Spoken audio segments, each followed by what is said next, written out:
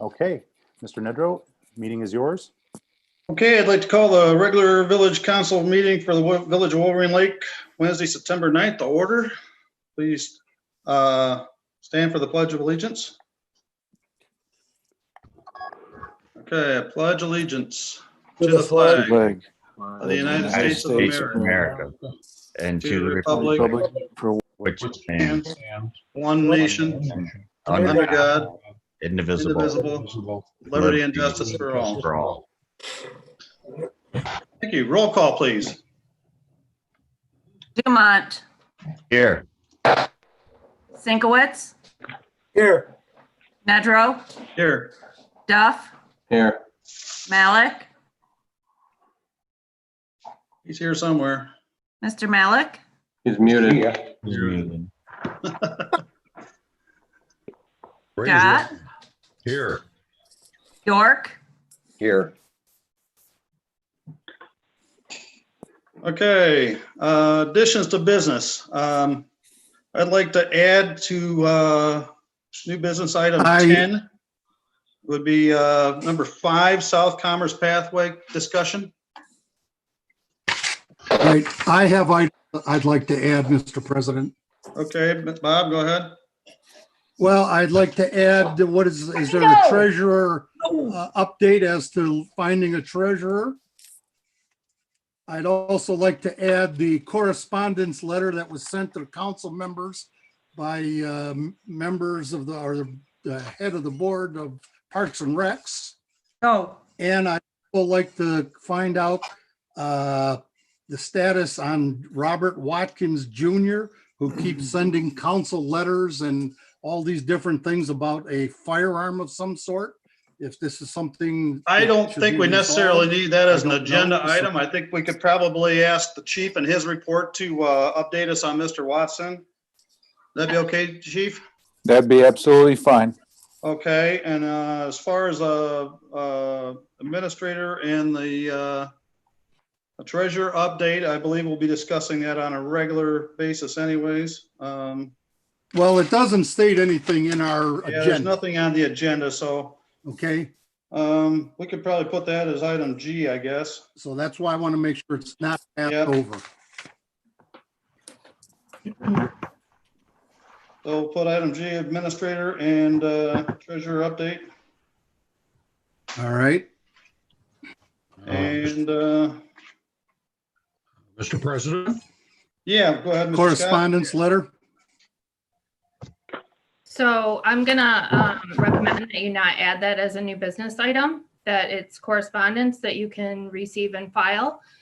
We can address it administratively. Well, I want to discuss it. I don't want to receive and file it. There's some legal issues that I don't believe that the council should be discussing right now on the agenda. So I think we can address it administratively and give you an update. I don't think it's appropriate for council to be addressing these issues. Well, I find it an issue when you've got council people that are called out. And I I wanted to, understand, Mr. Malik, but my legal advice to you is to not address this as an agenda item. so how do we get it on the agenda? Well, we need to address it administratively, first of all, because that hasn't happened. And get to the bottom of what's going on here. There's probably some related issues that council can discuss, like communications between council and Parks and Rec. But the allegations made in this correspondence need I to be lost addressed. everybody. The allegations made in this correspondence need to be addressed in a different forum. Okay, so how, I want to be involved in that conversation. So how do I get involved? Well, I'll reach out to you.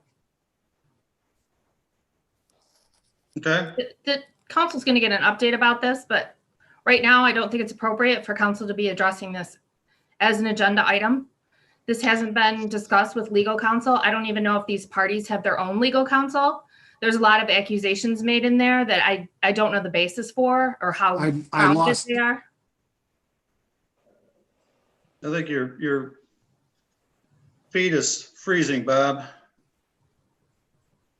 And I'd like to get to the bottom of why this letter is surfacing an entire year after these events allegedly occurred. So I don't think it's appropriate for you to be fleshing out all of those details in an open meeting.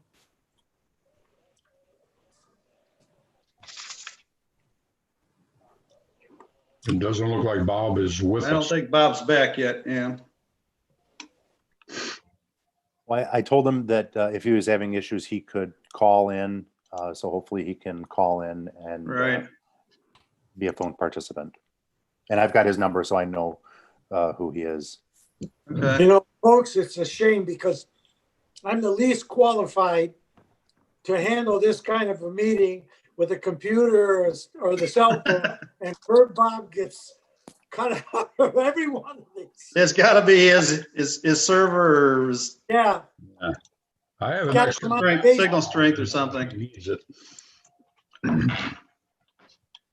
Well, I'd like to give him a second to call in here, but, so I guess let's go back through, the additions so far. So we've got, first of all, is the South Commerce Pathway under Mr. Powell's, number 10.5. And, item G was gonna be, administrator and, treasurer update. And I wanted to add one also to Mr. Powell. I did have a discussion with him, and that was to have him and I, and even you, maybe Mr. Nedrow, have a little open discussion about transponder use and lake level discussions that the three of us at the minimum were involved with the Oakland Drain Commissioner or the Water Commissioner, as well as their engineering staff and the engineering staff of the Road Commission. And that Can we cover that under that, request from the Water Board, Mr. Scott? we could do it there if we can bring Mr. Powell in too. Yes, of course. Sure. I think he'd probably be able to comment on that at that time, would you, Mr. Powell? Yes, I absolutely. Thank Okay, you. great. And Brian, you know, your item 12E Yes. is regarding the administrator search Oh, already. okay, yeah, so maybe you really, could add the treasurer to that instead of adding another item. yeah, let's just do that then. That makes sense. I'm sorry. I didn't, Brian, why don't we move along until Bob gets back on? yeah, okay. And if he's got- Mr. President, if I could interrupt, Treasurer Conduct is on the phone, but he is muted and not. Oh, what are the last four digits of his phone? Is it 8675? Yes, sir, it is. Okay. 309.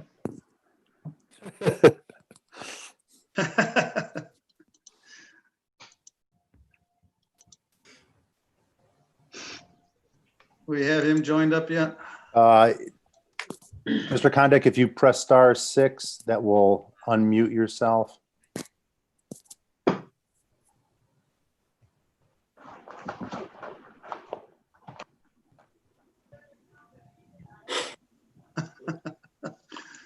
Oh, boy.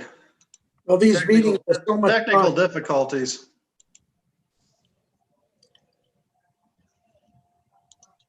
Do you want me to text him? Is that his number there? 875? I'm actually texting with him now, Oh, so. very good. Thank you, Tabitha.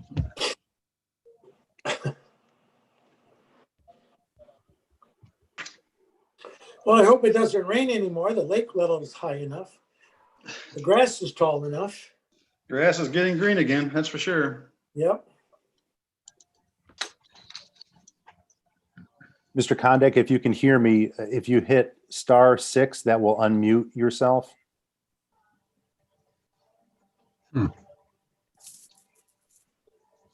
Boy.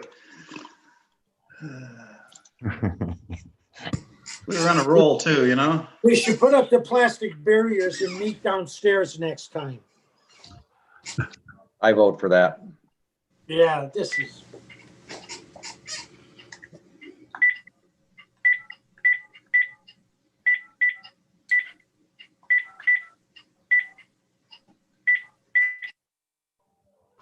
Welcome to Zoom.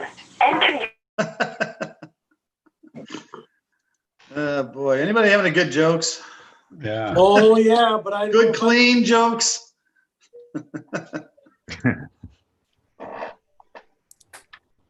Wise clarification. Yeah. Mr. Malik, I don't know if, I think he's trying to call in. I think that's what we heard.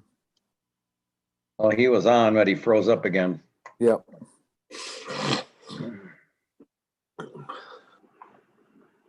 Boy, we're striking out two tonight, so. Get some better internet service, Bob.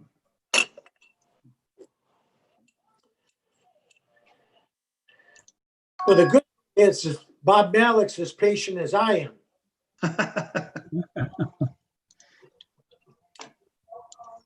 Ed, you get 2 stars tonight so far. Okay, this guy goes into the bar and he orders 3 shots of whiskey, puts down his money, goes 1, 2, 3, snaps them down and walks out. About a week later, he comes back and bartender recognizes him. He says, I want 3 shots of your best Irish whiskey. So he pours him out the 3 shots and he just 1, 2, 3 and walks out. So sure enough, about a week, 2 later, he comes in, does the same thing. 3 shots of your Irish whiskey.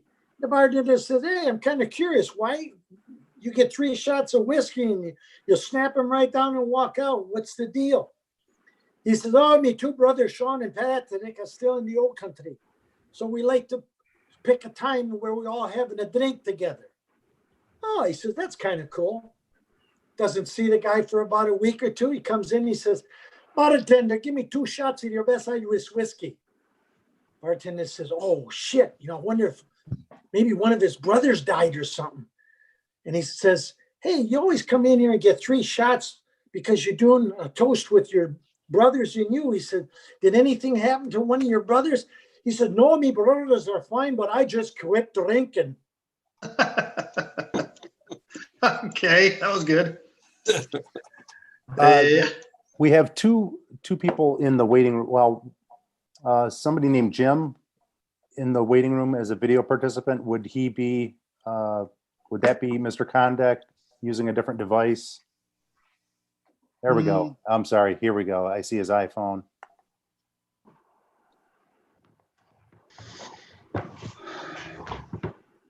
Rob, I think if it's There he is. Jim Clark, he's the board applicant on the. This is nonsense. Okay. Yeah. You're on, Bob. We need to do the 6:30, guys. Yeah, everybody needs to sign in at 6:30. Well, he was on, wasn't he?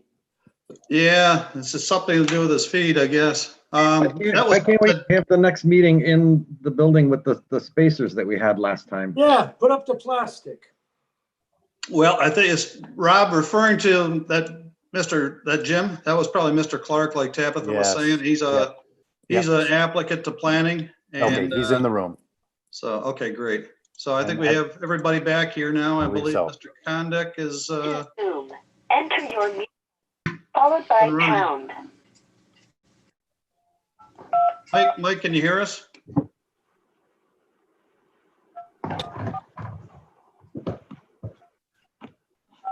Mr. Condek, can you hear us? You have dialed is not supported for this. Why Can don't we just anybody hear me? All At the village Yeah, I can hall? hear you, Bob. We can hear you, Bob. right, because I keep coming in and out. And I'm trying to dial in and it's telling me the numbers aren't right. You're loud and clear now. Well, we'll move forward as soon as we get Mr. Condek's voice over going here. Okay. What I keep getting on my screen, because I've got 4 people's pictures across the bottom, I keep getting that I'm muted. I go up and unmute, and then boom, it goes back and mutes again. So I don't know if there's something going on the other end, because it's happened in the past. I'm not sure what's going on. You're coming through loud and clear right now, Mr. Malik. So don't touch it, Bob. Yeah, that's probably because I'm upset. Don't touch a thing. Yeah. Well, I'm I'm hoping not. that That's Mr. what I'm Condek can hear us here. Well, we're down to item 5. Yeah. Motion to approve. So, Okay, well, let's move forward with that. Motion by, that was York, second by, I believe, Duff. Was that correct? Yep. Okay, to approve the amended agenda. Okay, as far as correspondence and information, we had, as far as correspondence goes, the only thing we had was that letter from Parks and Rec, so that was discussed previously. I don't think we had a vote, Brian. Oh, that's right. Sorry. Roll call vote, please. Sinkowitz, Yes. Nedro, Yes. Duff, Yes. Malik, Yes. Scott, Yes. York, Yes. Dumont, Yes. Okay, now moving on to correspondence. So we had that letter earlier, like I said. I don't believe we have any other information. So we'll move along to call to the public and opportunity for citizens to address council on any issue. So if anybody would like to, go ahead, Rob. Tell them how they can unmute or whatever. Bob Forgive me, Malik here. I want to go back Can to I the step last. out? Forgive me. I want to go back to the correspondence and to ask Jennifer. So that letter doesn't get read, and I didn't write that letter. You're suggesting it doesn't even get read, right? I mean, it's part of the record. It's, if council receives and files it, you can read it. It's part of the record. I mean, there's nothing supporting it. This is coming from the chairperson of Parks and Rec, but I don't have meeting minutes from when the Parks and Rec authorized this letter. I don't have any foundation for the allegations made a year after these events allegedly occurred. I don't have any information in front of me. I need to get minutes from the meeting where Parks and Rec directed this letter to be issued to council. I don't know under what venue that happened. I see Mark's on here. Maybe he can address that, but we need to address all of those issues administratively. So this Can I really be isn't an heard? appropriate forum to be doing that. Okay. If we're going to read it, we're going to open it up for a discussion. You can just accept it and file it. It's part of the public record. Anyone can read it. It's online. That's correct. So, and I need to see where Parks and Rec, this was written on behalf of the Parks and Rec Commission. So I need to see where that came from. I'm not seeing minutes from this happening. I'm not seeing where they directed the chairperson to write this. I need to get more What information. I'm understanding then is, Jennifer, is you as our legal counsel are going to get into this with administration Yeah, and then report back to council on your findings. yeah. This isn't gonna go to the wayside. I'm gonna report to you about this, but right now, without having any foundation for these allegations, it's just not appropriate to discuss it right now. Okay. Is everybody fine with that then? Yes. Okay, That's why he's our attorney. that's right. Okay. Moving back to the call of the public. Again, it's an opportunity for citizens to address the council on any issue on the agenda or not on the agenda. So, We have 3 phone callers. If anybody would like to address council, you can press *9 to raise your hand. *9 to raise your hand and address council. My name is Give them a Colin moment. Sandbatch. okay, Mr. Sandbach, you would like to speak, I'm saying? Okay, so go Yeah, ahead.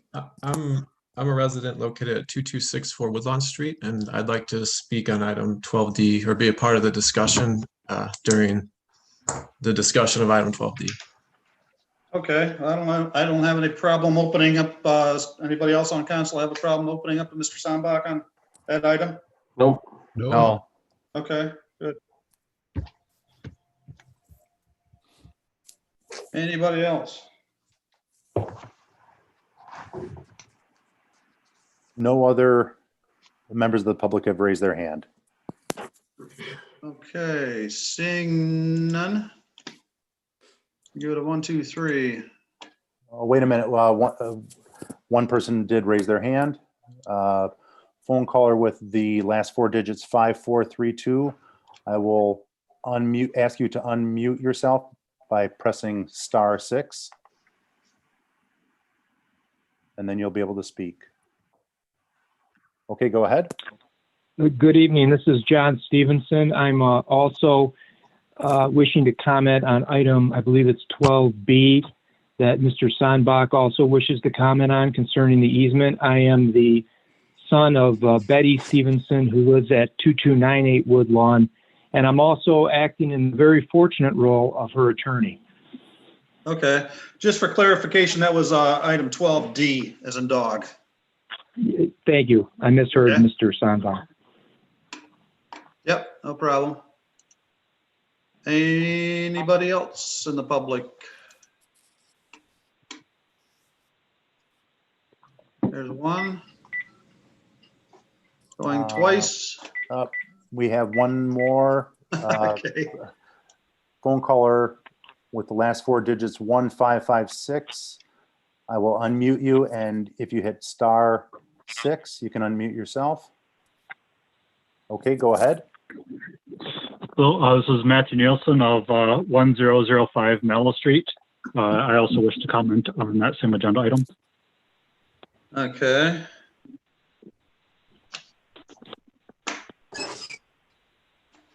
Anybody else in the public? No one else has their hand raised at this point. Okay, going once, going twice, 3 times. Okay, moving on. Consideration of approving the following consent agenda, which is the regular council meeting minutes from August 12th. We got the list of warrants from September, and we got the receiving file, the department reports, building report, code enforcement report, fire report, and the police report. So So moved. Second. moved by Dumont, second by Duff. Yep. Any discussion?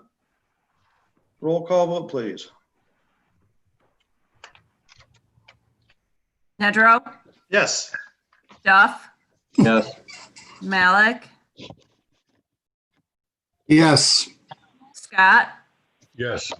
York, Yes. Dumont, Yes. Sinkowitz. Yes. Okay, thank you. Board appointments, item 9. Recommendation from the council to appoint James Clark to the planning commission for a term expiring 12/31/2020. So it's only a couple months.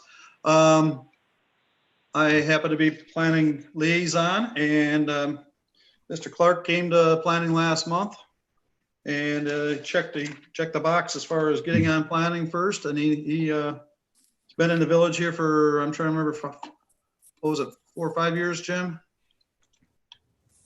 Or longer, I think, even. But he's a stay-at-home dad. He's got plenty of time, and he wants to give back to the community that he likes. Incidentally, we had an opening on liaison to Parks and Rec. And Jim has a couple kids, and he said that he would be interested in getting on the Parks and Rec board as liaison to planning also. So I make a motion that we appoint him. Second. that was a motion by Duff, second by, we'll give it to Dumont, I guess. And Jim's here if, I believe he's on. Yep. So, any other discussion on Mr. Clark? Welcome Roll call aboard. vote, please.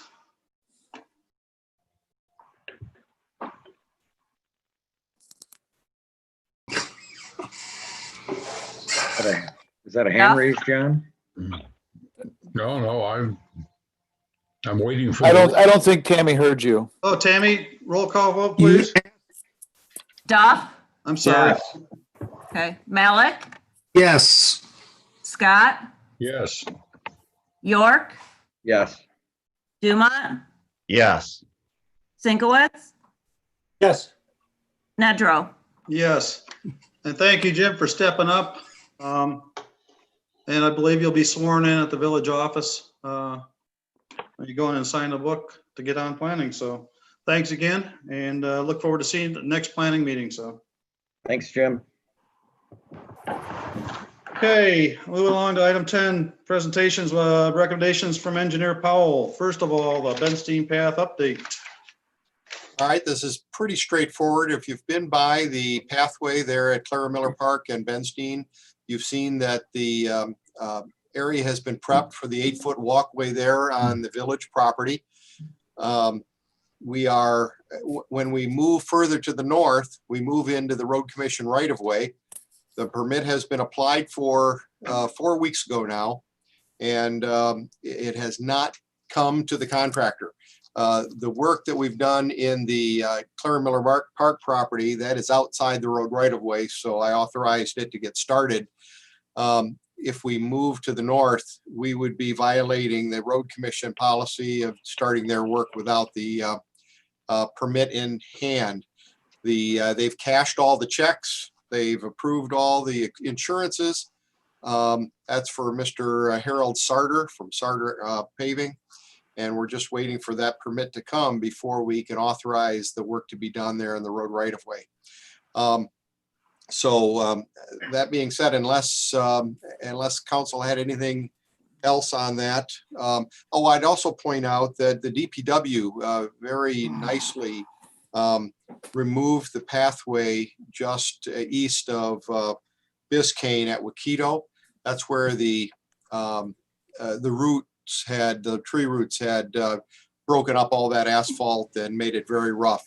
So it's prepped as well, ready to be repaved as soon as the Benstein pathway is paved. Okay, great.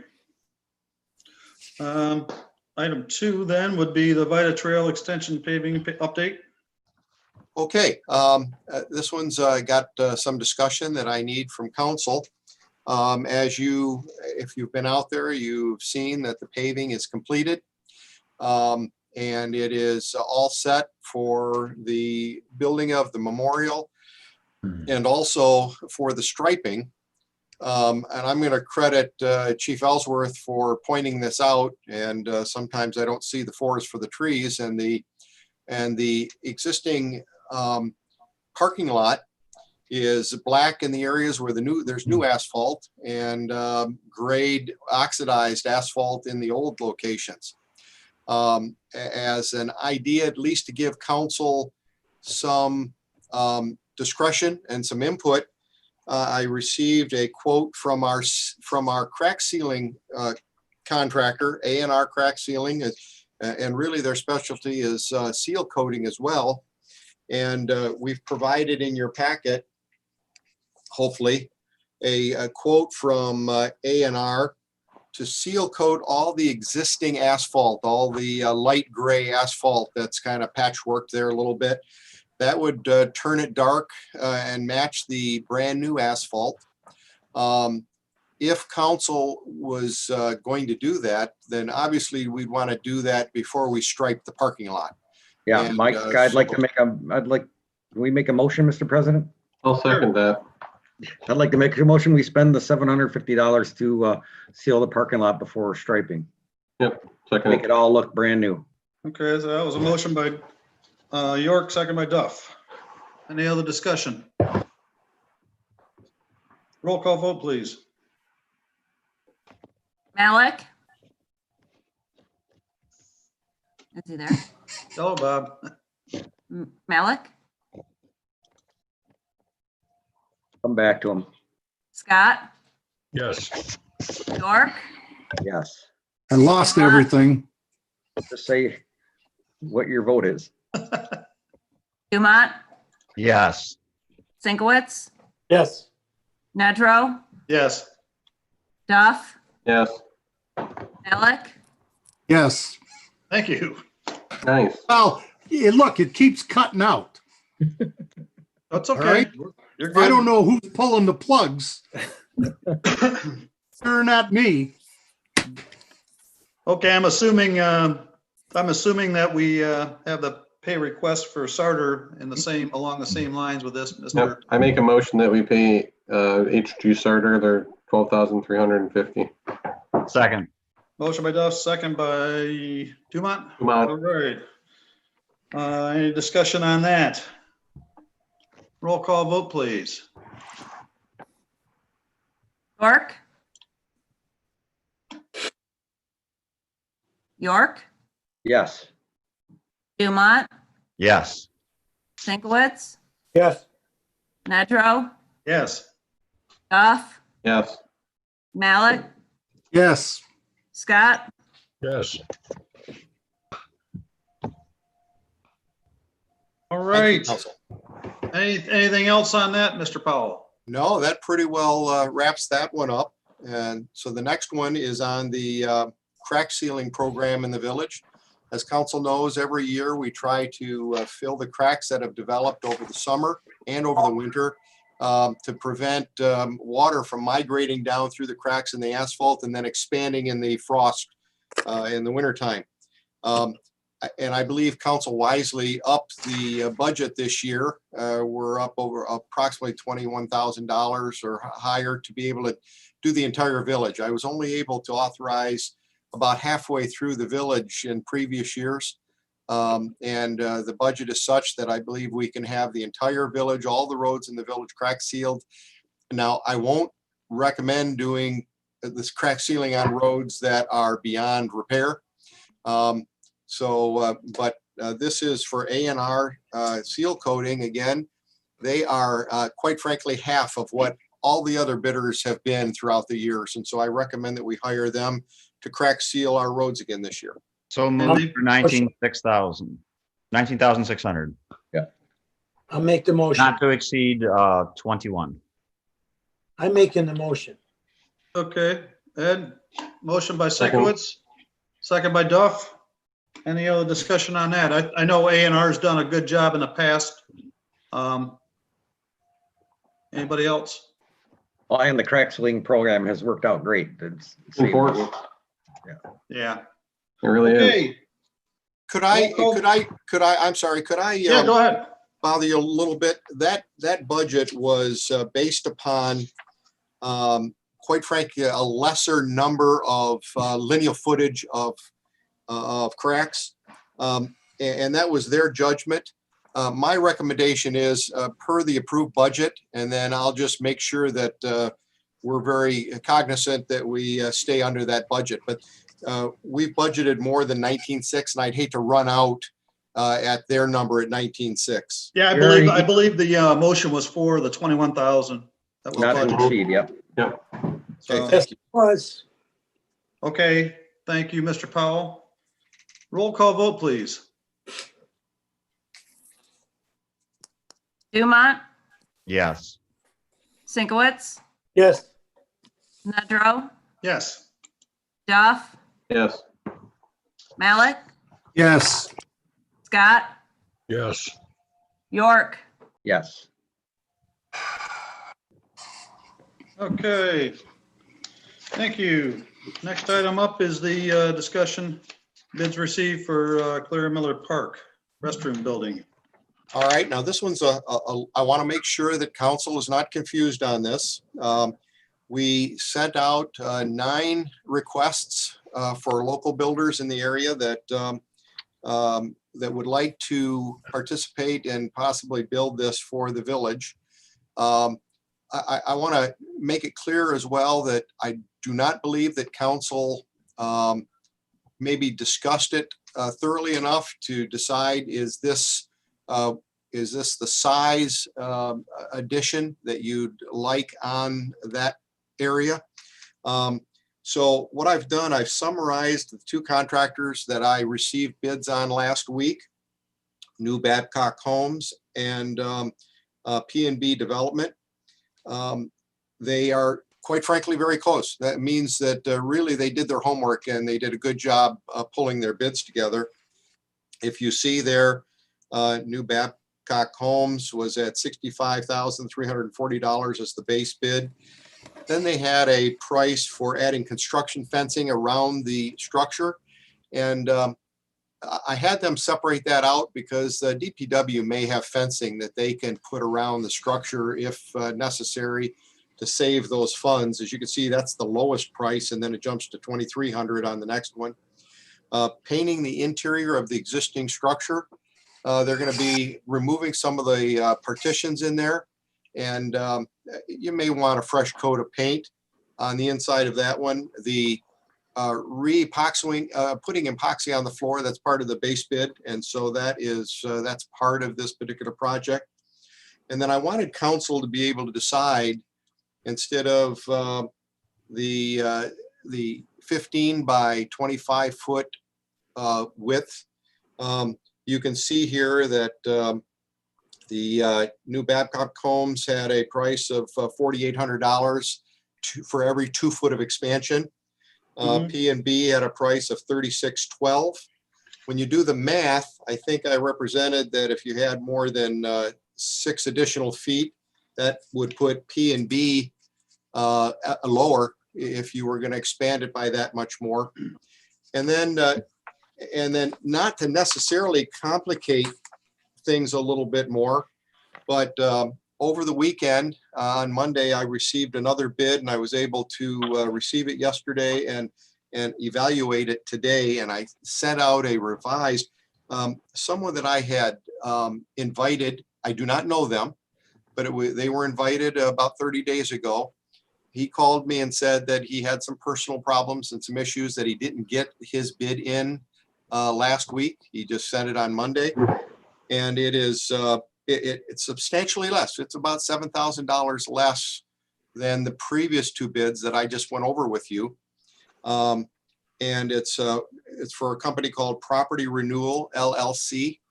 And if you would like, I could certainly share my screen, but it is a base bid of $59,500, an additional $2,000 for the construction fencing. He included on his own, he included the painting of the interior of the existing facility, which was very prudent of him. The cost of expansion for every 2 feet is at $5,000. So it's very close to the $4,800 of the previously low bidder. Again, I don't have any personal knowledge of this person, and I didn't do any Google searching, but I felt that I really needed to provide it to council. It's a substantial saving to council. There's nothing wrong logistically or legally for you to waive the irregularity that they came in a little bit late. But I think it's worth discussion, and I leave that to council. How about gut feel? You've been doing this a lot longer than I have.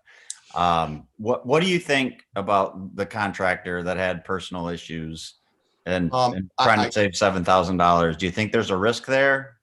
I talked to him. I did not dig into his background or talk to him about, he seemed to be very knowledgeable. He wanted the job without a doubt. It's not a very sophisticated project. And so I'm not really worried about the intricacies of building fine carpentry. So his bid seemed very straightforward. It was not as complete of specifications as the other ones. The other ones obviously came in at a tier probably a little bit more polished. But quite frankly, I have no issue with this at all. If we went with the lowest bidder, do you think that we should add a like a substantial completion date penalty or something in that realm? I think that might be wise. And then also I would highly recommend that if you wanted to leave it up to Mr. Kondek and myself, that if during the pre-construction meetings that I have to have with him, and he has to provide the village with the insurances, if we find that we are uneasy with that, we might be able to go back to the other contractor in order to keep this moving, if it's council's desire to get it started this year. Okay. Yeah, that makes sense. Question for you, Mike. So all 3 of these guys would be able to jump on it. I'm assuming probably relatively quick. Yes. And right now we're, early September, so we've got some time yet this fall. Not a whole lot, but we've got some time to get everything concrete wise in and masonry wise. Yes. Before we get, we can we're probably pretty safe up to November, end of November sometime. As far as masonry goes. I would like to entertain a motion that we go with the low bidder, because it's substantial. It's over $7,000. Yep, I'll second that, Ed. Go along with the thing that Mike, with the 2 mics sitting down there and seeing if this everything is copacetic. He's got all his insurance and everything. The only thing we need to do is find out if the size of that building, because when I drew up my little sketch, I saw what was in Parks and Rec, in the DPW, and I saw the stuff that they had downstairs. Now, I don't know if all that stuff, if the cotton candy machine and all that stuff is going to go in there or not, but I think that that building is more than substantial to hold the stuff that we have in the fire pits and all that. Well, If they do decide to go live. okay, according to your motion now, what are we gonna, what kind of dollar percentage are you gonna put on this? Well, Mr. President, if I can ask, that's what I was going to ask. So if I couldn't do the math on the lowest bidder that Mr. Powell just talked about, but on P&B development, as they were the cheapest for the expansion, roughly what I figured out based on doing the storage area, it's going to be about 100 grand. And that was going to be my question to Mr. Kondek is, I think we had budgeted 90. Could we absorb that extra 8 to 10 grand? We can, Walter, assuming I'm unmuted, please. Yes. Yes, you are. I can hear you. Okay, good. Yeah, we can. Yeah, sure, of course. Okay. So anyway, I make a motion that we go with the lowest bidder and we've got time, let Mike and the treasurer verify all the credentials, which you'd have to do on everybody anyway, and go through. And that we go per plan submitted. Pardon? And that we go per plan submitted, the plan that we have in our packet that shows the storage area for Park and Rec. Perfect. Yeah. Second that. Let's vote. Yeah, we had a motion by Sienkiewicz. Hey, Hold on, second by Duff. Yes. Now we're in discussion. Can we add a, because we haven't worked with this contractor before, Mike Powell has not either. Can we add that substantial completion date, either penalty or similar? And in fact, maybe Michael Powell, you can give us a recommendation on how to make sure that we're protecting ourselves, because this is the first time that we've worked with this contractor. Well, there's two issues that you actually brought up. First of all, I am hearing that the council likes the size of the addition now, which is important. You have to be really careful when you put a penalty on a date certain, because if he gets it done substantially before that, you kind of have to give a bonus for that. So, but we can certainly put a date that it must be completed and painted before frost. And that's a pretty firm date then, because we don't want to do any painting or masonry after freezing conditions. Is that a fair friendly? Yeah, I like it. I think that's great, Dave. Okay, what I was going to suggest, because I mean, we're kind of throwing things at this as far as I'm concerned. I would like to suggest that we possibly have a joint meeting with Parks and Rec on our work session, maybe this month, to try to figure out and finalize between both the board and council. No offense, Mr. President, but given the allegations that were levied against several of us, I don't think that's a wise idea. Mr. President, Walter met with the DPW, with Parks and Rec multiple times to try to get a size or anything, and nothing was accomplished. Well, I understand that, but we also mentioned that last spring, prior to the COVID situation, that we were going to have a joint meeting regarding just this subject. So I just think it would be good to get the board's comment. We've had the chairman there, we've had a couple of the board members there, but at our council meetings that have been discussing this for the last 2 or 3 years. But like I said, I thought it would be a good idea to get Parks and Rec together with council to try to iron this out a little bit more. So may I speak? So go ahead, Mark. Go ahead. Go ahead, Mark. Just give you some information. About 11 months ago, we did do some measurements in those rooms and submitted them to Mike Smith, and he did inform you at the October council meeting that he suggested about 400 square feet of storage space. I was hoping for a little bit more, but that was the number that he threw out there for you. And additionally, in terms of the bathrooms themselves, Parks and Rec's discussions, some of the concerns we had that we were hoping would be addressed with any upgrading to the bathrooms would be for better lighting, because it's currently very dim in the bathrooms, better ventilation, fixtures being replaced in many cases where they are either old or potentially not compliant with ADA. And then additionally, just in general, making sure that this will be ADA compliant, or is it only going to be compliant for those who are wheelchair accessible. Additionally, we had some suggestions for the drinking fountain, and we saw in the packet that there was a recommendation there, and we think it would be effective to add a fill station to that for bottles. And then finally would be, or additionally, security questions, and then also in regards to the ladies' room, making sure that there would be sanitary napkin waste bins in the stalls again, or maintained, and things of that nature. And then also asking the question of, do we want a dispenser for women's needs in the bathroom? So these are all things that were discussed. And then additionally, we were looking at the ordinances regarding the sanitary sewer, and we aren't sure if that might be something that needs to be addressed. It's item 1046.12, and it does state that existing structures in which sanitary sewers originate within the boundaries of the village shall be connected to an available public sanitary sewer upon the earlier of the following events. And one of those is where any addition or alteration to an existing non-residential structure is proposed, whether or not new and or additional tile facilities are necessary. And we want to make sure that if this project is going to go forward, that that is addressed properly and not something that gets thrown in later on, not realizing that that additional cost might be there. I think Mr. Powell can address that. Could you, please? I can. As a matter of fact, the ordinance was written to deal with habitable spaces, both commercial and residential habitable spaces.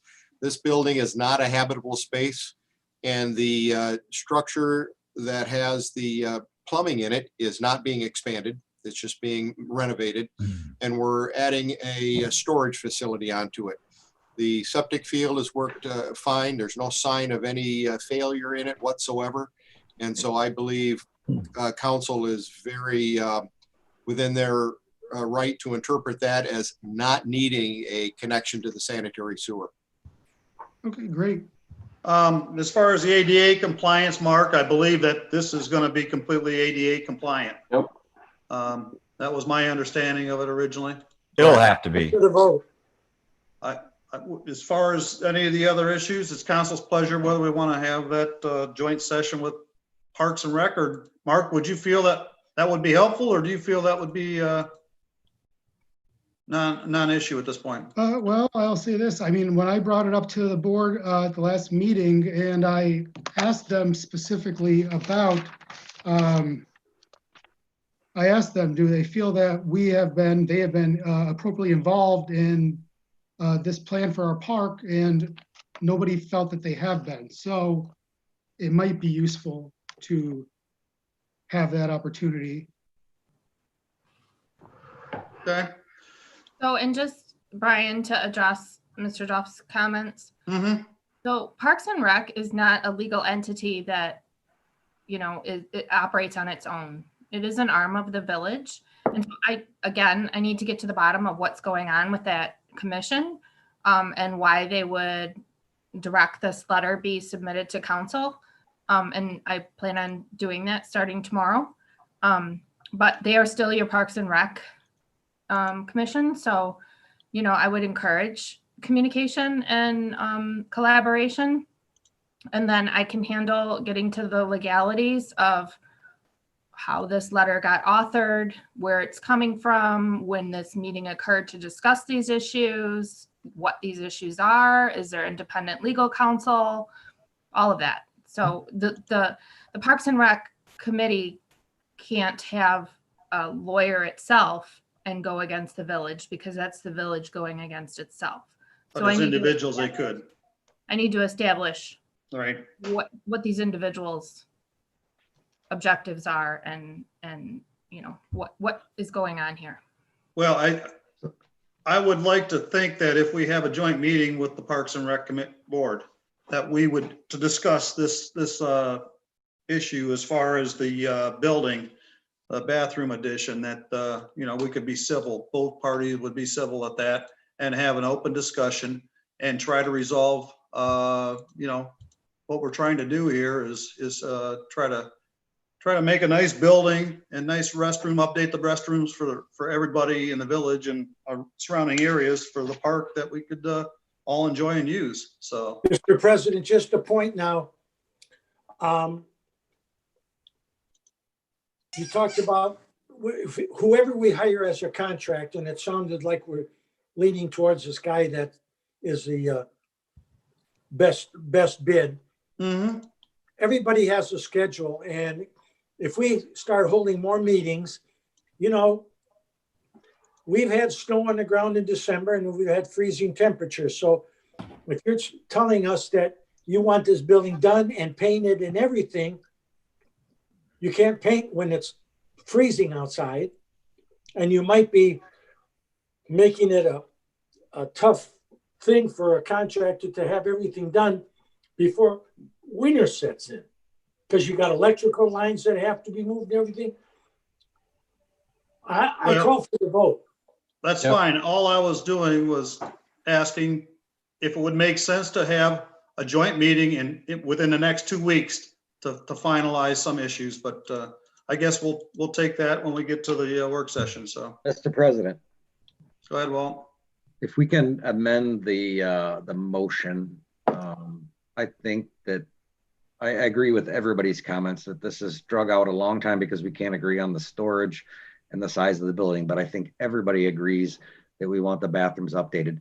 And I'm sorry, Mark, I missed that months ago when we talked about it, about the adding the sanitary stations and improving the lighting. And I didn't see that in the bid. I'd like to ask it that we could have that included in the bid, and we can have the meeting with Park and Rec, but I'd like to, at a minimum, and a little more discussion, maybe if it takes longer, whatever. First and all is we need to update the bathrooms. If we can't agree on the storage, let's agree to update the bathrooms. And if we have to make a separate building or add on to it later, I know it's going to cost more. But if we can't agree and it's not going to suit the Park and Rec Board needs, then we can discuss that further. But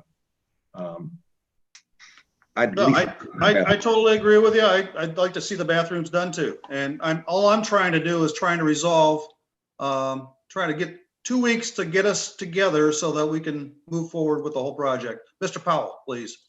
The items that Mark talked about are more superficial.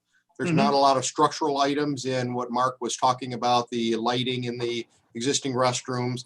Ventilation may be an issue, and that could be done passively or actively. Might I recommend that if you continue along the line that the motion is, and if Mr. Kondak and I then go through the process, getting the insurances, qualifying the person, you can have your meeting with Parks and Rec, and we can hold the beginning of construction of the facility until after your meeting with Parks and Rec. But we will have taken 2 to 3 weeks up in all the administration stuff. Sure. No, that makes Well, that's a great idea. Yeah. Sounds like And two, going along with that, nobody seems, I thought that was more than enough room. So if they need another 2 feet or 4 feet, then we add it on. It's not like we're going to be redesigning everything. And there's a lot. And the other thing is, if we do this quickly, I don't see a problem, because that bathroom the walls have to be knocked down, the bathrooms have to be taken, the toilets and all that stuff has to be taken off. They got to relocate the bathrooms. So there's a lot to do before you start on the. And actually, that's a good time of year to do that, because there isn't going to be many people using the restroom that time of fall. So, and then we all agree substantial completion before frost. Yes. Right? Okay. No. Well, that was a friendly amendment. So Well, I don't agree with it. The whole You thing? don't know what Mother Nature's going to do. yeah, I agree. I mean, you can start. I've been in the industry. You could start in April, late April, putting down concrete and digging. And once the block's up, the rest of it's going to be a snap. But Ed, are you familiar with this contractor? Vaguely. Okay. I'm familiar with it because How have they done in the past, in your opinion? How have they done in the past, in your opinion, as far as keeping schedule and building? Well, they made my son and daughter-in-law very happy, put a big addition onto their home. And I know that they've done, I'm trying to think, I think they've done some apartment complex, but I've never worked with them. The only time I met them when they were at their house, and I mentioned it to them and I said, well, put your name in. But as far as schedule goes, do you have any concern? No, I don't have any. You mean are they too busy or not busy enough? No, I'm talking about the weather. Sure. Yep. I think there's always a concern on the weather and the getting things done. As a builder, I've built things myself. And I think that we leave that up to Mr. Condit and Mr. Powell. I think Mr. Powell knows enough that hopefully we can put some stipulation in that if it's not done by this point, Well, whatever. he's going to hold money back anyways. So Exactly. again, I think we're covered in that. I think we're aspect. fine. Yeah. All right, Yeah, let's I call agree. for We the vote. call for the vote. How much do we hold back? We're still in discussion. Hang on. Let Powell Mr. handle Powell that decides that when we do the roads and all that kind of Yeah, thing. So let I think Powell we leave handle it. that. That's what we pay him for. Okay. The key is when they can start. Let's have a vote here, okay? Roll call vote, please. Can we recall the motion again? Yeah. Yeah, we are voting on going ahead as that motion is defined. And then what I'm hearing, just to clarify, is there will be a meeting between the Park and Rec and Council in 2 weeks at work session. And that is really going to be focused on the question of the storage area, size, and accommodations. Is that what I'm hearing? Because there's enough time to get this running. So That's what I agree with. Yep. under contract. Okay. Sounds good, John. Thanks. Subject to, I guess, disclosure and understanding by Mr. Powell and Mr. Condit. Correct. Okay. Okay. Roll call vote. Sinkowitz, Yes. Nedrow, Yes. Duff, Yes. Malik, Yes. Scott, Yes. York, Yes. Dumont, Yes. Okay, that's it. Thank you, Council. Last item, South Commerce Pathway discussion, and this was brought up by Mr. Dumont. And this is regarding trying to get a pathway from Glengarry down, I'm assuming down to Shankin, right? Yes. And really, I want to really defer to Mike Powell on this, but more a study on what can be done and somehow try to get the three adjacent municipalities together and try to figure out, look, we all will benefit from this, but Wolverine Lake isn't going to pay for it. We don't have the money. There's no way. It's going to be a big expense. But if we can convince Commerce Township, Walled Lake, who have larger budgets than we do, and then we can chip in a little bit here too, and maybe even bring in OCRC, which might not be a good idea, but I think it's going to end up having to happen. To get a path around so that, because right now, if you have a bicycle or if you're on foot, you can't make it all the way around the village without driving your child on a bicycle, around South Commerce Road for that stretch south of Glengarry. Well, if we can, and it's not just bicycles. There's tons of vehicles out there that take people that aren't as capable as those of us, wheeled vehicles that are motorized and that. They also would then be able to navigate around that part of the village. And there's no way to complete that circle. I say circle. It's yeah. Well, it was master planned on United Neighborhoods. not a golf cart. No, that's not what I'm talking about. I'm talking about wheelchairs and powered. I think we understand I think we understand what, I mean, and it has been on the radar for quite a few years. Mr. Powell, do you happen to know where things stand as far as Commerce Township on their pathways? Because I know they were looking at extending a pathway from like Glengarry over to Martin Parkway, right, at one point? Yes, they, last time I approached them, it was, they were in the middle of their east-west pathway dealing with Walled Lake and Wixom. So they were not interested in talking to me about the north-south corridors down Benstein Road or down South Commerce Road. My suggestion would be that Mr. Condek reach out to Walled Lake, to Commerce Township, and I really believe that the Road Commission, see if we can't get them represented. And then the Planning Department of the Oakland County government, that's a really good group to decide what the options are. And it's probably not ready for a political type discussion yet, because the engineers might say, listen, you need to come up with this right of way or cross the roads here back and forth.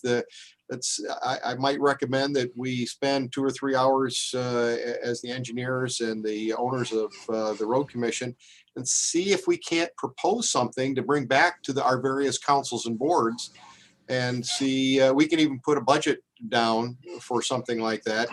And just kind of a conceptual options for you as council to consider. Can I chime in here for just a quick second? Yeah, go ahead, John. Okay, I've dealt with this probably the last 7 years. 3 years ago, I asked TIA, the Traffic Improvement Agency, to perform a study. I think you guys all remember that. They came back and said, it's not possible. It's not feasible. It's not doable down South Commerce between Decker Road all the way down around the curve. There's not enough road right of way. They couldn't obtain enough right of way to make an 8-foot path down between that section. We could probably do something between Decker Road and Glengarry, but then again, that would take a combination like tri-party, Walled Lake, Commerce, Oakland County Road Commission, and us. And to get us all in the same room and on the same, what was told to me is their priorities, that would not be even an iota priority for them. They would not even want to meet over something like that. They have bigger fish to fry with the north to south. I completely understand, Mr. Dumont. I completely sympathize. I have tried this for, well, since I think Roger Beck. Roger Bush. Or Roger Bush going around. He wanted to, we tried 20 years ago. Right. And I restarted this conversation again. Commerce was a little bit more, and also just so you know, the schools. I've talked to the superintendent of schools, Ken Gutman, and he said they would be interested in trying to do something like that, because that belongs, that's kids' safety. That's very important to them, because on the east side of South Commerce, a lot of kids walk through there, especially between Glengarry and Decker Road. I just don't see it happening. I do see possibly a partial up to Decker Road, but I don't see anything beyond that. And once you get it up to Decker Road, you're going to have to put in some sort of a crosswalk. So there's a lot of obstacles to cover, and I don't think it's going to be a priority for anyone. I just wanted you to know we did study that. I never did get the original written report, but they came back to me and said it's not even feasible to try. Yeah, I know. It's been a long time going. Chief and President, I understand that it hasn't been done yet, but I don't think that means we just stop trying and try to figure it out. Mike Powell is willing to take an effort and try to come up with something outside the box. Maybe something that hasn't been looked at before, a path that someone didn't see, a strategy that hasn't been considered, and move forward. But we have children walking up and down that road, riding their bikes up and down that road. It is dangerous. And I'll ask you, Chief, have you ever seen an accident there with a child in a car? Between Glengarry and Decker Road, or Yes. all around that curve there? All the way to Penny Lake. Not, there, I've seen one actually where the sidewalks are, where they cross, because there's no crosswalk up at Commerce Pines. A bicyclist came across there at the end of school and rode right in front of a Jeep. That was the only one that I've seen, because nobody takes that way because there is not a good way to walk. Yeah, There there's really no way isn't. to go. There is no way to go. And so they do try to avoid that. The people that do walk down to Hawk Lake Apartments and they walk up in the yards. And, you know, that's as non-intrusive as you can get down South Commerce is if you walk in the yards. Chief, just for clarification, the study that was done was the question of studying and installing a walkway on the village side, correct? Was there consideration to move across and study on the easterly side, where we keep hearing that eventually Commerce Township at that corner of Glengarry and South Commerce want to extend through what was part of the old Huron Park right away, all the way to which would, if you were on that side, would be much easier to work with, correct? Because you could connect to Decker and then from Decker begin to connect with South Commerce through Walled Lake. That is correct. What side they were looking at. They looked at both sides. Okay. They said the only possibility would be on the east side, and that would only be to Decker Road, because between Decker Road and say Briar Ridge, or up around the sharp curve going back up around towards the lake, there isn't enough right of way. Now, if you know, on the south side of the road as you're going west, there are very short driveways. In fact, right there on the curve, the guy has a pull-through driveway, and that would be basically eaten up by this walk, because it has to be a certain distance from the road, and it has to be a certain width. Okay. It's just, and it would be almost off his front porch. So either side's a difficulty. That's Oh, absolutely. And on the other side, on the south side, if you're headed west, you have a ravine where they would actually have to drive pylons similar to what our boardwalk was. Yeah, I think we found that out years ago when we were doing walks up there. So, yeah. Okay. I Yeah, appreciate and if it was easy, it'd be done right now. It would have been, for sure. Mike Powell, do you think that there's any solution as an engineer to solving this problem? Well, I remember, quite frankly, working with Roger Bush and the chief back a number of years ago. There's certainly no easy solution. I think the three communities and the 5 agencies might have to work together. The advantage is if you get the agencies to work together with something, even if it's out of the realm of logic, or bottom line is, unless you have some plan, and if you have these agencies working together, we can apply to the state for DNR grants for projects like this as well. So, but you have to have some kind of a plan. And I apologize, I don't remember all the negatives. Sure. Well, let me motion that we have Mike Powell and I'm not sure how to say this, but and the adjoining communities, engineers get together for 2 or 3 hours and see if they come together with something, and then leverage that into a grant from the state or whoever, and move forward in that direction to where we can get some funding from the state or maybe even the feds. Who knows what's out there? I don't know. I'm not a grant guy. I've lived in this community for 48 years, and I've been on council for many, and I think you're beating a dead horse. And to spend that, I don't know how much money, if you're going to do this, we should have a budget, because you could go on and on and on. It's just, you can't put a sidewalk on somebody's property where they have no driveway or can't get into their house. And the other ones, if you go down on the Benstein side, you've got all those telephone poles that are in the way. I mean, it's not a good situation, but I think Yeah, it's not ideal. Go ahead and do It's something. a good point, Ed, and Isn't there a I agree subcommittee with that you. handles this anyways? I thought Mr. there was President, a Yeah, Mr. it's supposed to be subcommittee that pathway handles this. subcommittee. So why Mr. isn't President, this if I just discussed get in, more? Let's have Walt talk for a second here, okay? this has been Well- going around accordingly for years and years and years. I don't think that we should spend Mr. Powell's resources or spend the village's money to have him investigate it. My proposal is to wait until we get a new administrator when, not to burden Mr. Condack with that, doing two roles. Right. With everybody else in the office doing multiple roles. Let's wait till we get a new administrator and put that task on them to find out if there are any grants available or any way to do it. Because I think we all agree. I know when I ran for council. Wait, we have to talk to our president because we still haven't had a second yet. It's on mine. Yeah, well, I think we're kind of still in discussion at this point yet too, so. No, we haven't had a second yet. Right, I know we haven't had a second. So maybe discussion is moot. Well, is there a second? Hearing none at this point. I mean, my feeling on it, my feeling on it, Dave, is we need to get the buy-in of Commerce and Walled Lake.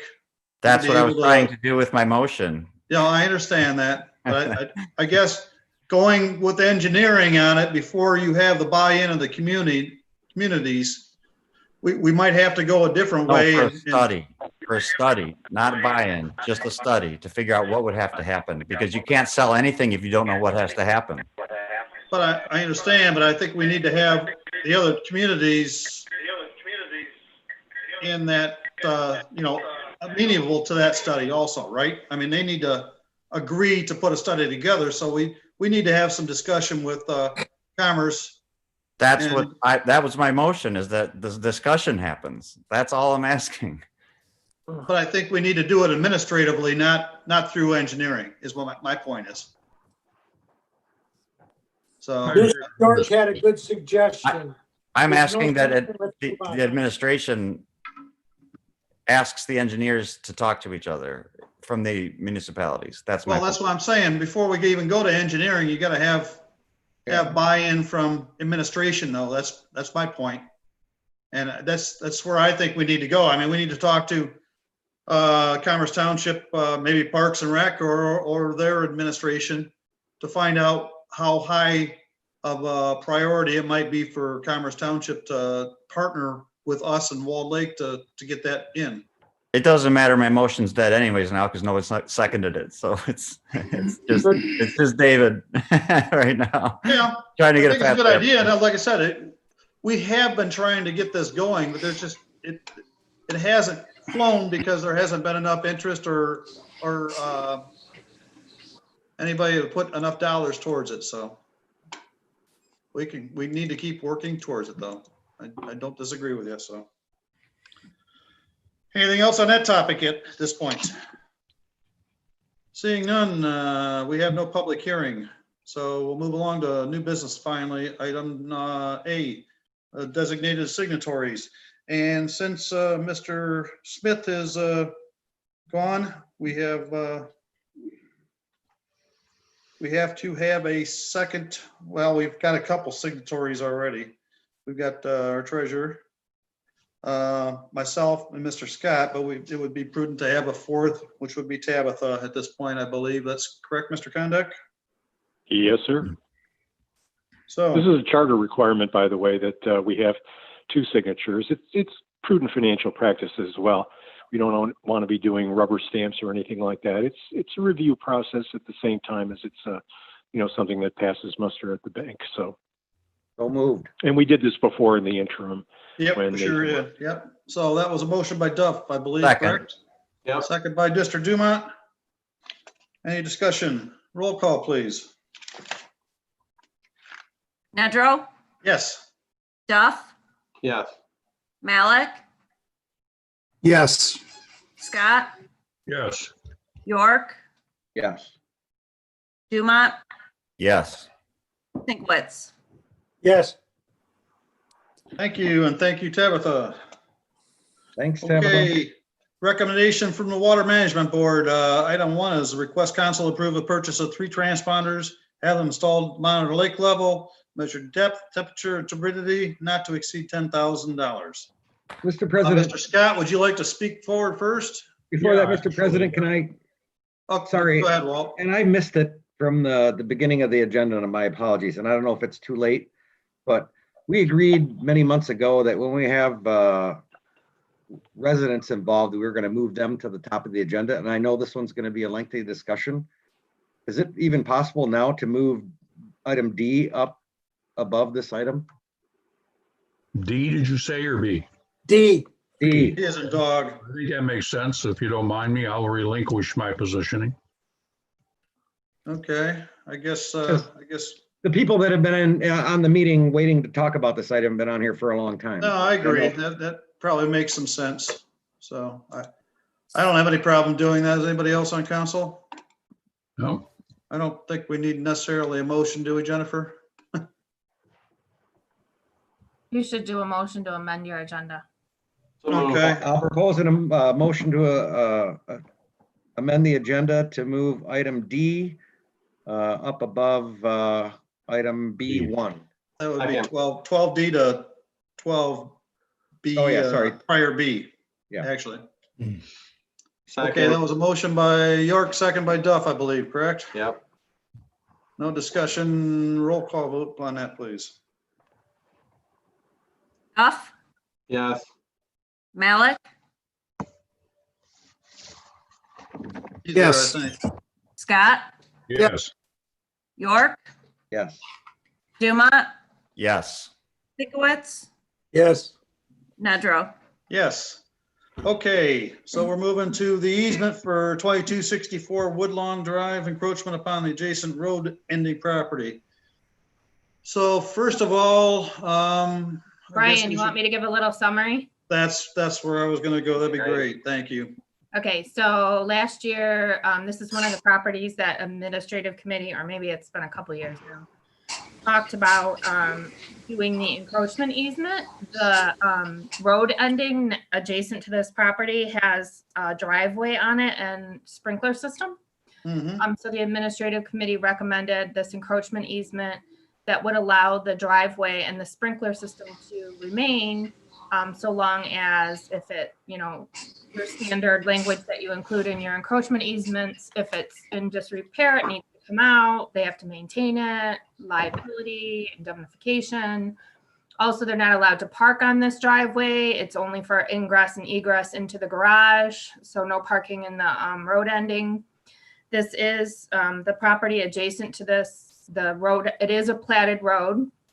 It's a platted road ending, which was dedicated to the village many, many years ago. And the village accepted that dedication and has been, this is the Wolverine Manor subdivision, has been doing all of the maintenance in that subdivision since it accepted that dedication decades ago.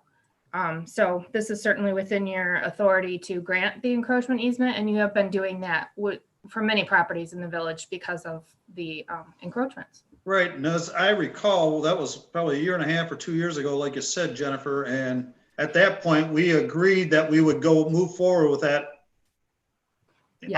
agreement for the easement on the encroachment. Yes. Unfortunately, I guess there was some snafu that there wasn't a survey done or something, so evidently the easement was never recorded, is that correct? I do know that we still needed a survey when this surfaced again last month. That happened. So we do have all of what we need, and we put together an encroachment easement. And so you have everything you need now. Okay. Well, am I under the assumption that this particular person wants to have that vacated? Well, I guess that's what we've got. We've got 3 people that want to speak on this, Ed. So I guess what I'd like to do probably is to open up to all 3 of those people at this point. So first of all, why don't we open to Colin Sandbach? Sandbach? Sandbach? Is that correct? Sorry, Colin. Yeah, that's okay. Happens more than you think. Well, I couldn't read my writing, so yeah, I wasn't looking at the. That's all right. There. So, okay, I guess to try to summarize as simply as I can and concisely as I can. This is a situation that's been going on for 20 plus years. And for myself, it's been 5 years of my life that I've been trying to even figure out who rightfully owns it. Because, you know, I see the lawyer or the village's position, I've heard other positions, and I'm not here to try to debate who's in the right position. But the fact of the matter from a resident's perspective is that, you know, I've been maintaining this property for the last 5 years. And prior to that, the previous owner had been. The neighboring borders are, you know, Woodlawn Street, the park, and then the neighbor's fence line. And that's kind of what's been bordering this property. So over the 5 years, it didn't seem like there was much interest in this property at all. And talking to most of the neighbors, I didn't hear any kind of concern or an interest or objection to anything. So about a month ago, I tried to approach the subdivision to see, hey, do you have any interest in relinquishing this property? And I got some objections, and I understand that now. I'm not here to try to change that at this time, but what I'm trying to understand, or what I would really like to see is the use of my driveway as a standard driveway. I mean, it's something that's been going on. I've yet to really hear a valid use for this piece of property. Like, so when the village attorney mentioned not being able to park on the driveway, it makes me wonder to what end does that serve? And so if I could, for one, better understand that, and then two, kind of ask the council to kind of take a vote on that, or, you know, discuss that matter as a group, so I can understand where a lot of maybe unbiased positions lie regarding that item. But other than that, the proposal sounds completely reasonable to me, and, you know, I'd be, you know, happy with it. So legally, so what you're talking about is kind of what people know in the civil world as adverse possession. You've been occupying that land for so long, but you can't adversely possess property owned or operated by a municipality. So you could have been using that for 50 years, and you're not going to adversely possess that from the state of Michigan or any governmental entity of the state of Michigan, which the village is. The reason why they do the encroachment easements this way, like for instance, putting the restriction on there that you can't park, because this is a platted subdivision, and that is a platted road ending. And so I don't know, I think the plat's from the 20s, but ever since the 20s, it's been designated on the plat as a road ending. So the village has to treat everyone similarly situated the exact same way and put these types of restrictions on them. So this is a village road. It was dedicated to the village many, many years ago, and they accepted that dedication and have been maintaining it for all that time. So there's no question, this is not HOA property. This is not a question that would go to your subdivision association. This is a village road. So they're treating it the same way that they do all the other road endings, putting the same types of restrictions on there. If I may just ask a quick question. You had said that there was an acceptance of the dedication? Yes, I guess they've been maintaining, the village has been maintaining roads. John, is that Mr. Stevenson? Is that who was just speaking? Just Yeah. to be clear? Yes, John Green, I'm sorry. John Green? Yes. And what's your address, please? I'm counsel for Mr. Sandback. Okay. So it's 30300 Northwestern Highway. Okay, thank you. Just for clarification. Sure. So aside from, it was a resolution that came out of Oakland County many years ago, and was accepted by the village. And then since that time, they've been maintaining and improving the road. Because the question I had is, number one, is finding that dedication. The other thing was, in terms of it technically being a road ending, as it exists now, it looks like the road ends at, what is the name of the road in front of your Woodlawn? It ends at Woodlawn. To the extent that there was a platted road, it doesn't look like it was ever constructed or anything done with it. But what I'm hearing from you is there is a dedication. Yes, and so this was a platted road. So the difference between plats in areas that aren't platted is, and we have this all over the village because most of the subdivisions in the village are platted subdivisions. So, and a lot of times nothing is where it's supposed to be. This might not look like a road, but it is a platted road. It's actually called Lakeview Court. Correct.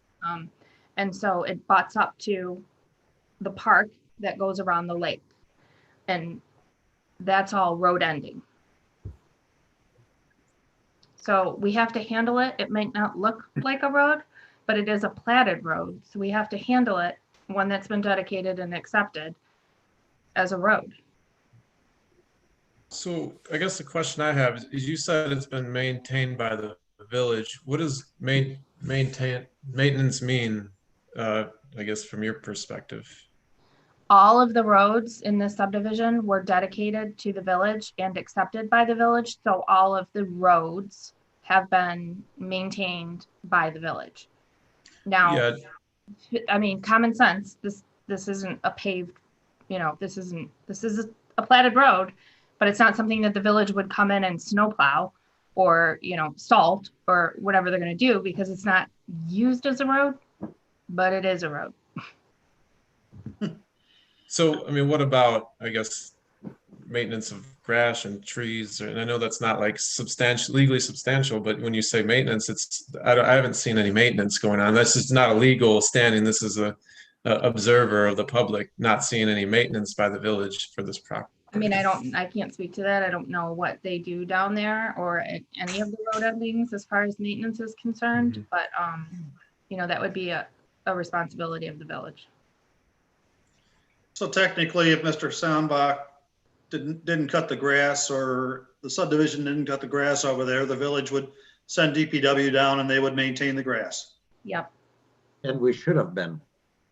I don't know who is cutting the grass. I'm just throwing that out there, but Yeah. that would, just like they do at the other road endings or they do at the courts. Yep. Anything other village property in the village, so. Yes.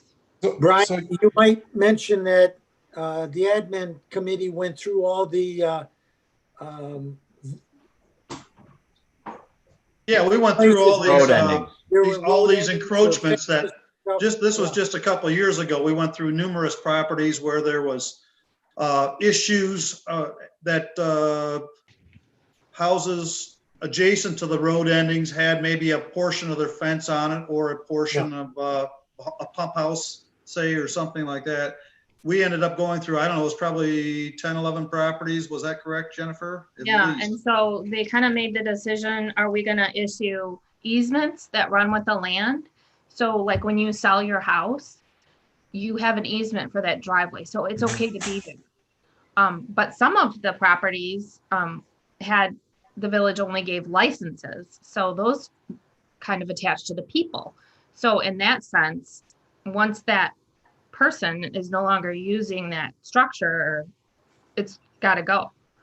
So that was kind of a benefit that you get this easement. Let me ask this question again. I'm not trying to cause problems for anybody. No. And let's remember, I'm really just trying to create a win-win situation for everybody. And again, I know we can't today decide what the practicality of this road may or may not be in the future. And I'm just trying to find like the simplest solution. And the only, like I said, again, the only grievance I have is not really able to use it as a driveway. Is there a possibility to get the easement and then a license to use the driveway such that if there's a change or something, then, we're not causing any problems. We're coexisting. You mean parking your cars on that? Right. Well, here's the problem. The village has to treat all of the road endings and all of these encroachment easements the same. And so we had one just last year, I think it was a boat storage. And we granted an encroachment easement for this boat storage but side yard and a fence and some other stuff going on there, but was told you can't put the boat exactly on the easement area. It has to be off of the easement area, but we'll extend your yard, which was encroaching onto village road ending. And this isn't, literally, there are so many properties like this in the village because it's such an old community and the plats just aren't actually an accurate representation of what Right. is really there. But they're controlling the land. The plats control the land. So in newer communities, they don't plat land anymore. It's all subdivision stuff or site condo stuff. So they're not controlled by these old plats. But here we are, so we have to handle it a different way. And I don't know how your driveway came to be on village property 20 years ago, but the village has to treat that the same way they've treated everyone else who have, accidentally encroached on village property. Because even if it wasn't village property, it would be HOA property and you're still encroaching. It's not yours. So, the village has to handle it a certain way. Alan, I haven't seen your property before and would love to help you if I can, but is there another place that you could put a driveway that's on your property?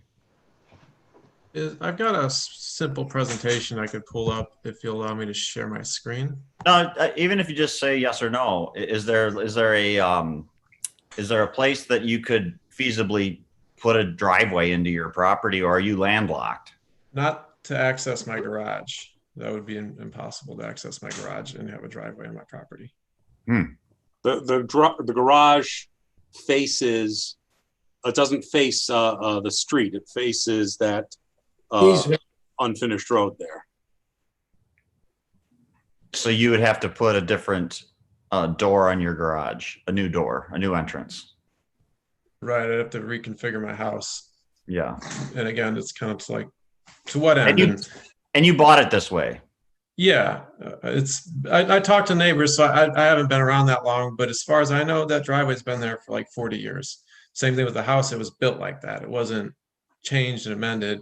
Whenever it got built, it got originally approved for that, and here I am.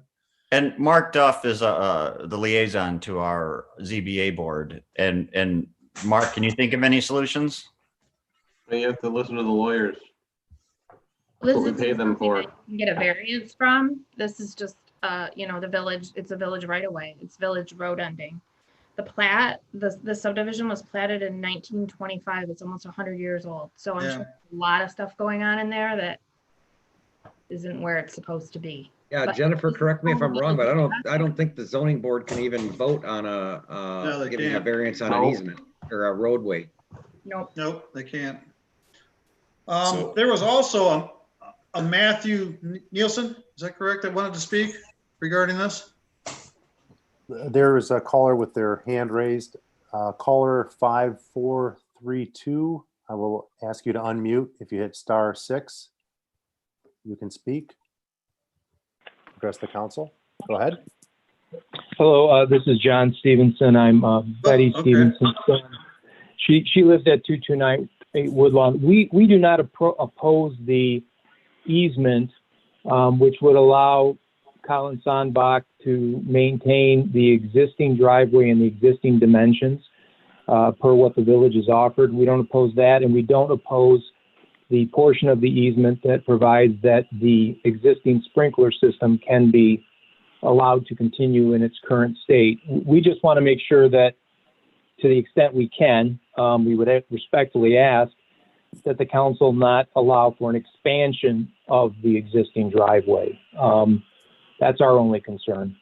And as far as we're concerned, if the council saw it in its wisdom and its legal counsel agreed to grant a license to park cars on the driveway, we wouldn't oppose that. We just don't want a situation where there's an expansion of the driveway, which is closer to my mother's property line. If you look at page 77 of the packet, you can see the road ending, which is 50 foot, which is, by the way, the same width, it looks like, as Amarillo. And you can see the driveway, and then you can see the bush line, and then you can see the 2298 Woodlawn property where my mother lives. So again, we have no opposition whatsoever to an easement that allows him to keep the existing driveway and the existing dimensions and repair it and maintain it in those dimensions, as well as the sprinkler. We just are in opposition to any expansion or any attempt by Mr. Sandbach to own that 50-foot strip. Yeah, I believe that's the way the easement is currently written, Mr. Stevenson, so. That is fine. Thank you. Thank you. I don't, So Brian, I just want to interject because there's been a couple references to granting an easement, or I mean, a license to park. So right, that's not how we would handle that. You know, we wrote the easement so that there was no parking in the driveway because that was Right. what was discussed by administrative committee. And that's kind of how you've handled all your other encroachment easements in the past, you know, limiting the use to as little to be least intrusive as possible. right. But you certainly could include in this easement the ability for him to park in the easement.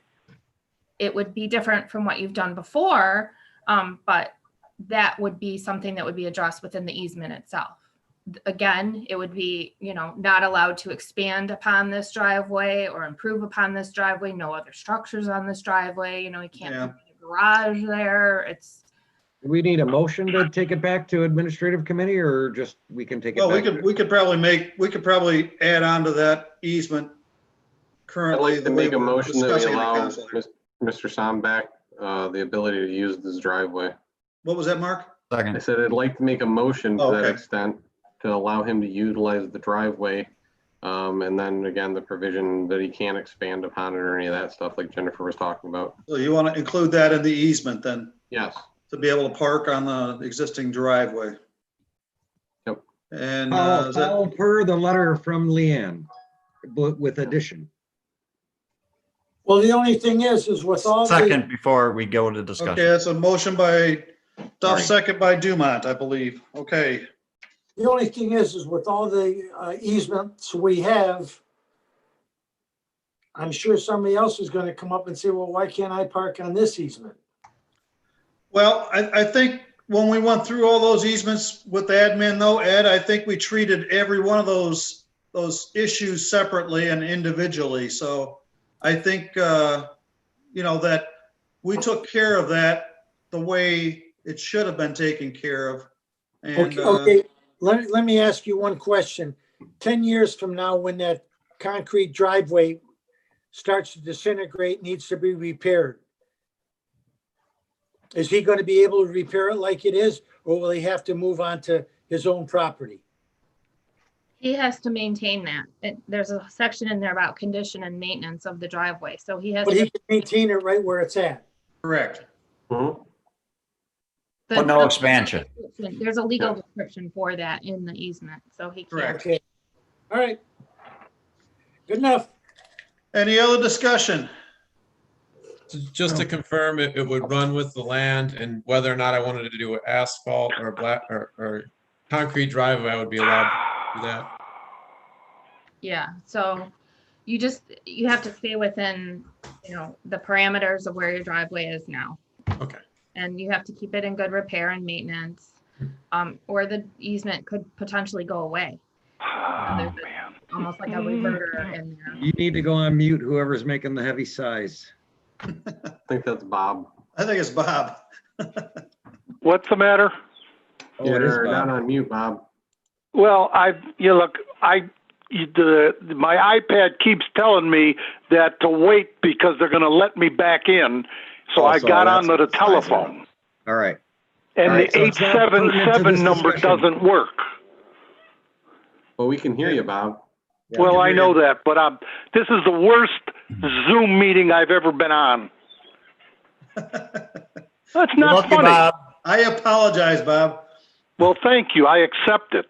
Okay, thank you. So, Okay. point of Is order. there- So so my understanding is we're gonna change this easement so that he's allowed to park on the easement. It's not just for ingress and egress into the garage, that he can park on the easement or on the driveway, but the basically the perimeter of the driveway is not going to change. Same terms and conditions. You've got to keep it in good repair. Okay, let me clarify that he's only allowed to park cars on the driveway? Or are we allowing boats? Are we allowing Well, Cars. I was gonna say vehicles. vehicles? Yeah. Okay. And as far as the rest of the as far as the rest of the road ending goes, I mean, he can't really store anything else on that property. So he can use the driveway to access his garage and park vehicles on it, but that's what we're gonna limit it to, so. Yeah, the way, and I agree, Brian, and the way that Colin sounds like he wants to use it is simply as ingress. As a driveway. I just want to make sure, Yeah. Mr. Sambach. Not storage. Do you agree with that? Yes, so the way I use my driveway and have been using driveways, I do park a trailer on there. So I guess the only other option for me would be to pull my trailer further back, which would block the other council's view even further, and put it in my backyard and kind of cause more of, I would say, an eyesore for others. But I mean, if council's okay with trailers, I can include that, but I don't know. That's a, call for council. Yeah. Well, I just want to clarify it because I'm on planning, so I generally try to tie things down to Well, something like that. It was Mark's motion, so let's talk to Mark. Let's go with the existing trailer that he's used to storing on it. Limit to one trailer. I'm fine with that. So all vehicles in one trailer. Yes. Yep, friendly. Thank you. Okay. Anybody else that wanted to speak on this before we vote? Let's vote. Okay, roll call vote, please. Malik, Yes. Scott, Yes. York, Yes. Dumont, Yes. Sinkowitz, No. Nedrow, Yes. Duff. Yes. Okay, motion carries.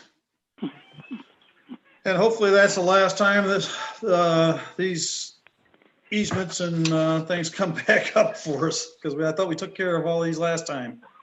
So. Thank you for your time, guys. Yeah, thank you. Thank you all very much. Okay. Next item is B. We're back to B again. So Water Management Board request for purchase of 3 transponders, as discussed earlier, not to exceed $10,000. And we were going to go to Mr. Scott first with this, please. Yeah. Well, and again, I'm looking for, I don't know where Mr. Powell is, Mr. Powell, and you, Brian, for some other commentary based upon a lot of work that the council has, I should say the water board has done.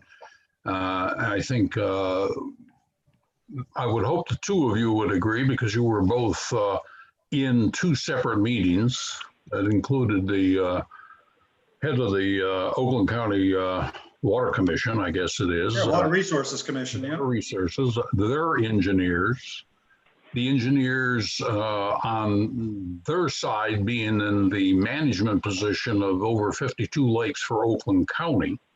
That is to say, that's the management of those lakes relative to letting and controlling water at those lakes that do have dams and et cetera, the height and direction, and they do that on a weekly basis through all of the community, or through all of Oakland County. What we learned in those meetings was really 2 core things, or 3 core things, to have a better understanding of what is going on in those lakes. They do use transponders. And of course, a transponder is more than just looking at lake levels. It's looking at turbidity, it's looking at lake temperatures, which allows, I think, somebody like Mr. Powell, an engineer, and all of us on the Water Management Board, as well as the residents who are riparians, a better idea what is going on with this lake over a longer period of time, as long as it's duly recorded and available. And I know that the water board has been frustrated by asking for a simple protective measure of 1 transponder being about $3,500 to $3,900 that could send all of that information either directly to the village on a continuous basis, or could be installed and we could watch what's going on at the lake in 3 or 4 different locations. So over time, since I don't think I'd be speaking only for myself, with personnel changes, with people moving on within the DPW, with the need to know what's going on in this lake. It's a very important part of what this community is all about. And to protect the berm and everything else that's going on, one of the most inexpensive way to do that is with a transponder. We have an alarm system for generators. We have 420 homes sitting on this lake. We have areas where erosion is a difficulty. I think, Mr. Powell, you're working on one of those areas, and that would be on I guess it's basically the culvert that's leading into the canals. You've done a lot of work. I think we're putting dirt down there. The water board is interested in doing something to protect that with natural plantings. But this is really quite a simple request. And it's a request following the intelligence and the knowledge that we have from a larger partner in the game of protecting lakes in Oakland County. And John, how many other lakes have transponders on them? I think I just answered that question, Ed. Me too, Ed. Yeah, I don't have the exact number, but with Brian and Michael, myself, and Mr. Smith in that meeting, I think it was inferred that a majority of the lakes in Oakland County that they manage, and you can see the publication of their managed lakes in the spinal column every month. There's something in excess of 30 or 35 of those lakes that are on transponder. I believe that was correct. It was from somewhere around 34, 35 lakes, as I remember, were controlled and monitored with those transponders. And actually, I believe, correct, Mike Powell, that they actually use that data to control the level of a lot of those lakes. Before we get into, Yes. let me make a motion so that we can get into, let me make a motion that we use budgeted funds to purchase the 3 transponders that the Water Management Board would like to purchase and then place in Wolverine Lake. And then we can get a second maybe. Okay. The I'll make a motion. second to get the conversation going. Okay, that was a motion by Dumont, second by Scott to purchase Okay, 3 transponders. let me finish what I started. Yep. Okay, I think this is the 3rd time this has come in front of the council, but my biggest point is that we're able to watch the level of the lake. Andy's been doing it since ever he's been here. It's something that I think I don't want to say enjoys, but he kind of looks forward to doing, keeping it and controlling the level of the lake. But here's my point. We have no control over the water that comes in underneath Benstein Road. We have no control over the water that comes down the Greenway Drain. Which are 2 So areas I we should don't see probably any start advantage. monitoring, you know. I don't see any advantage. Before that Greenway Drain used to make that whole end of the lake brown, we tried everything we could and we got nowhere. So whether we get a lot of water or little water, we don't have any control. So even if we had that information, it wouldn't do us a damn bit of good. And as far as down by the dam, we have somebody that takes care of it. And I'm not crazy about letting Hold on, this Walt. information come out where we're going to start getting control on the depth of the lake all the time, like they do in other lakes. But I don't. Okay. Ed, did you get a chance to watch the last Water Management Board meeting? I think if you would watch it, and it Go was ahead, Walt. We have, Walt wanted to make a I comment had my here. hand up. Yep, David, I Walt, think go I ahead. had my hand up and sorry. Hey, I've been against these the last 2 or 3 times that at least twice we talked about them because I didn't see the need. But what has happened at the Edenville Dam in Midland, I think, we've done some precautionary measures to prepare our dam to make sure it's structurally safe. I wouldn't be opposed to 1, but I don't think we need to spend 10 grand on 3. I totally agree with that. And that's where I was going to go also. I was going to suggest that we look at placing 1 down by the dam. I think that would get some information. And believe me, I ended up going to that meeting, those meetings up at the Water Resources Commission. I think it would give Water Management Board some good information. And probably at some point would help us be able to monitor the lake level maybe a little closer than we have. Not saying that we've done a bad job, but could we possibly do a little better job? Yeah, but I'd like to say that if we're gonna pay the money to do one by the dam, that it gets reported right to the DPW and to, And I agree. I totally possibly to agree. the chief, not to the chief itself, but. Yeah, I the say step one. administrator, and yes, I agree. I with you. agree. That we should probably get the one that would allow us to be able to get that information back to somebody easily. So that was what I was gonna agree with also, so. Well, Bob Malik here. Can I add something? Yeah, go ahead, Bob. Well, okay, I've been against it in the past. I've done some reading, and adding the one would make sense. But there's something else I want to throw out there when we're talking about, and I think it was Walt, you mentioned about saving some money. We're, as a village and a community, in a position where we're going to have to hire a couple of new people at possibly substantially more than what we've been paying for the positions. Just because that money's been allocated doesn't mean it has to be spent now. There's always the next budget coming up that if this transponder, we go with it, works, we can look at it, because we're working on a tight rope here with finances. And I think everybody, water people, backlot people, everybody involved needs to realize this.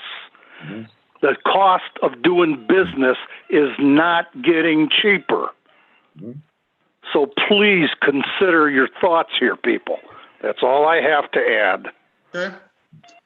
Well, Bob, in that line and along that thinking, if we could, as the Water Management Board, move from a request of 3 to 1 and install a system, which I think would probably be able to be done for a dollar amount of up to $4,100 if we're going to do a continuous report feed into a center of control like the village administrative office. Would this council move forward and since we're in the middle of that kind of motion, agree to at least install one at the dam? Yes. Well, let me back up. You went from 3,500 to 4,100. Well, that's because 3,900. There was 39. I'm sorry. I thought it was 35. Someone said. Yeah. Well, again, the one that we were originally looking at, Bob, was one that anybody with the proper app could approach the dam within 250 feet and read the readings by Bluetooth. If you want to go directly to build a log, which I think an engineer would like, I don't want to speak for you, Michael. And do remember, we speak of Andy, we speak of what he does. From that standpoint, how long any of people who are going to be around with the village, no one knows. I mean, things do change, and we need to have something that has a depth of recording over time that anybody in the DPW, anybody in administration of the water board can. So agree. I think also disagree to let's do one at the. Sorry. No, go ahead. Okay, so another thing is also, we're paying somebody $50 an hour right now to go down, maybe a little more over $50 an hour to go down and check the dam. And that's fine. I know that he enjoys it. I get that it's kind of a hobby. But over time, if we can have a machine do work, we would save money. It's not, I mean, anybody in industry would know that. And I know a lot of you guys are. Yeah, agree. Well, I think we try one what out. I'm hearing here is that we probably have consensus to get one transponder in place. So I guess is that a? I think John Mark made the motion. If he agrees to. I made the motion. I'm sorry, Dave David made the did. motion. So And it Was that seconded by- motion for one? It was Well, it was three, originally a but- motion for 3, so I think that if there's a friendly amendment to adjust that number down to 1 with a Let me- not to exceed of $4,100 at this point. Let me ask our liaison to Water Management Board, John Scott. Are you comfortable with that? Me amending, friendly, amending my motion to reduce it from 3 to 1? Is that something that's satisfactory? Yeah, if you put the budget in there of $4,100, I believe that will cover what we need to do. We have to go out and refresh the original estimate, which. Just in case, I'm going to make it $4,300 as a friendly, if that's fair, Yeah. just in case. There's a. I don't like changing 41 to 43. We got to stop somewhere. I understand, Yeah, but but what's the reason we need to go to 43? That's the question. we Well- might not have to. It's just that there may be a quantity discount. How about if we go with 41 and we come back if you need to go more? There we How go. about we find That out makes what sense. that costs and come back to All right, council? agreed. So President, 41, not to exceed 4,100, all in. One transponder. That was a friendly second by Scott, so, Okay, I do have more discussion. okay, Bob. Well, my point is, okay, let's say we vote, this goes in. Who all is going to have access to this? I know you're talking about the village hall and Andy in the garage. Now, does that mean that I decide I want to watch it on my computer so the water's too cold? And I mean, you know what? Who's going to determine factors about this, and who's also going to have control of this? Is this going out to everybody that can Bluetooth it or do whatever they want? I don't believe that's the case. I don't know. That's why I'm asking. Well, the answer is simple. Knowing if you have used apps on your phone, Robert, they require installation and approval for coding. So the answer is really quite simple. It's going to be an administrative decision at the administrator level as to who is going to receive the information and who is going to have access to it. As far as what I've heard in the past, it's great concern that other parties can come in and take over our lake. We have a binding agreement. I think we did learn that, gentlemen, in the meeting, that we are in control of our water level and our lake level. Okay. No, see, John, I don't have a problem with that, but here, let me just say this, okay? Yourself and 4 other people on the water board decide that they want to have access, and access is granted. Now they get off the water board, and all of a sudden they decide to look it up and say, oh my God, they come running to a meeting and saying, geez, this isn't what it was when I was on the board. Okay, I mean, we have to limit an access. Well, You just can't pat a cake it out there for everybody. Can I? It's information that can be FOIA'd anyways. If we're going to get to this level of conversation, Bob, I think we're stretching our fears out into the hitherlands of logic. All right, Chief. If I may, other communities actually have that posted on their website. This information is public information. It's not like they can change it. It's public information. It's posted on their website with the water temperature, the water level, etc. It's good information to have, especially if you live on a lake and you want to find out, okay, the water level is dropping. We need to start getting ready for the fall, or, you know, the water level is warm enough to start swimming now. Different things. It's information that's going to be out there anyway. My suggestion was going to be to put it, make it available on our website. So it's not like it's going to make a difference one way or the other. And I really don't think people are going to be that critical of the water level going up or going down. You know, that's the weather. That's what happens. But And again, that's going to be a gauge. It's not going to be controlling the water. It's just a gauge to let us know what's going on. So I think that would be a great. Strictly information. Mr. President, can I propose to make another amendment to the motion that it's either in control of who gets the data by the DPW or their administrator? I think that's probably a given anyways, but Well, no, because I see some wincing of the eyes. Yeah. I second don't that. think so. I don't know how that would happen. I mean, tell me how you do that, Walt. You're a smart guy.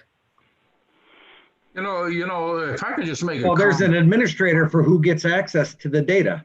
But we don't want people to have the temperature of the water or the water elevation public. It can get published on the village site. All right. We just discussed Okay. So I agree that and it might be. My point is, what's the fear there? I guess I don't see what somebody could use that in a negative way, like the temperature of the water and how high it is.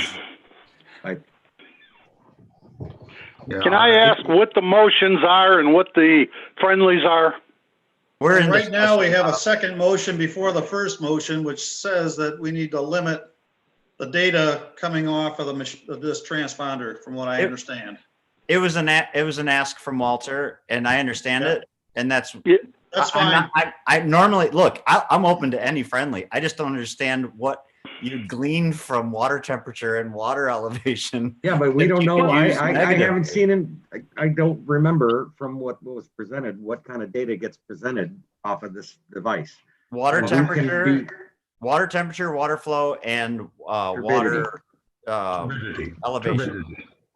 Yeah, turbidity, I guess. I say. Well, we I'm a plumber. have a motion and we have friendlies. I'd like to call for the vote. Well, we had two motions already. So the first motion is to limit the data, I believe. And that was motion by York, second by. No, the first. No, motion- no. I this was is the asking second David one to that was amend. after the No. first one.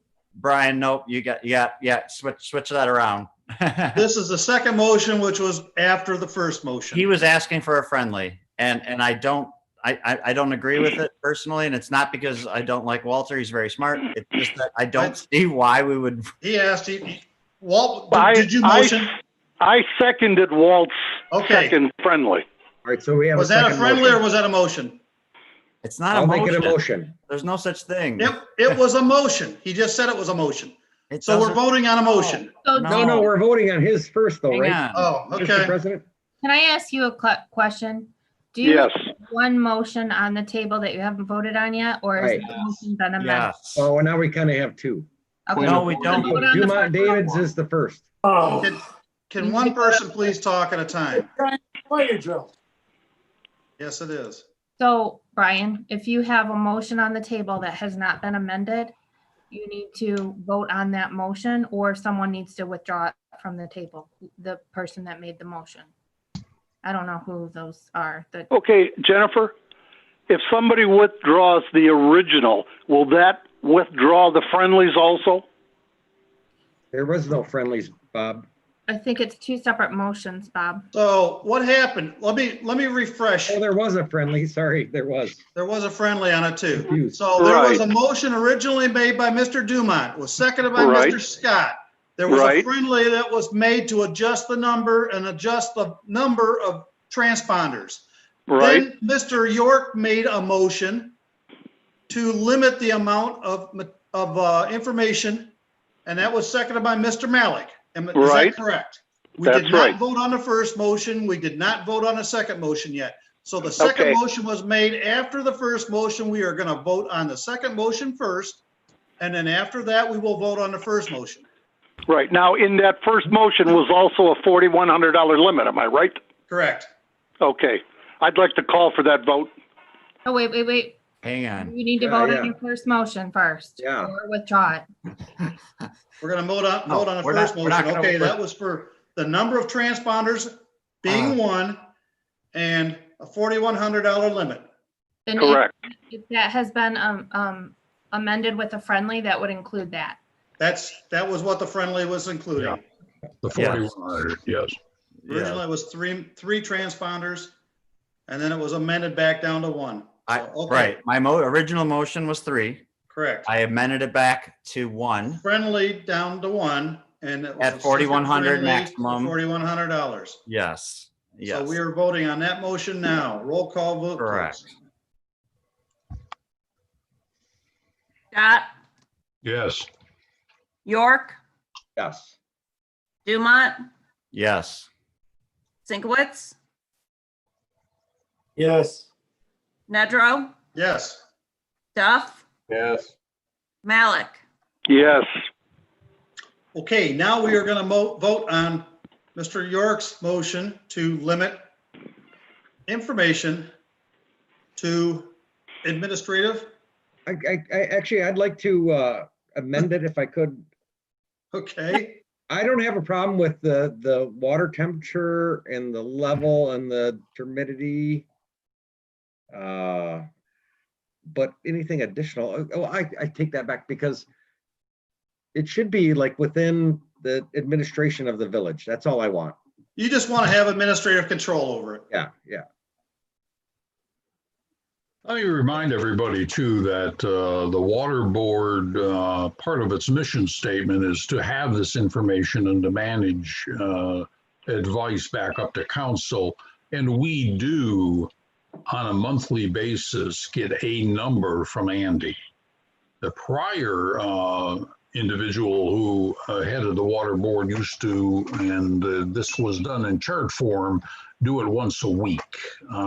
The reason the monthly number gets to be a problem is we do get, like we have complaints of people who are wondering why it's so high and how it's eroding their front waterfront, and also others who say, has to be a member of the water board, for the last 2 days, he hasn't been able to get his boat off of his, his skids because the water's too high. So whatever you guys want to do, this information, I guess, isn't as critical as DEFCON 5.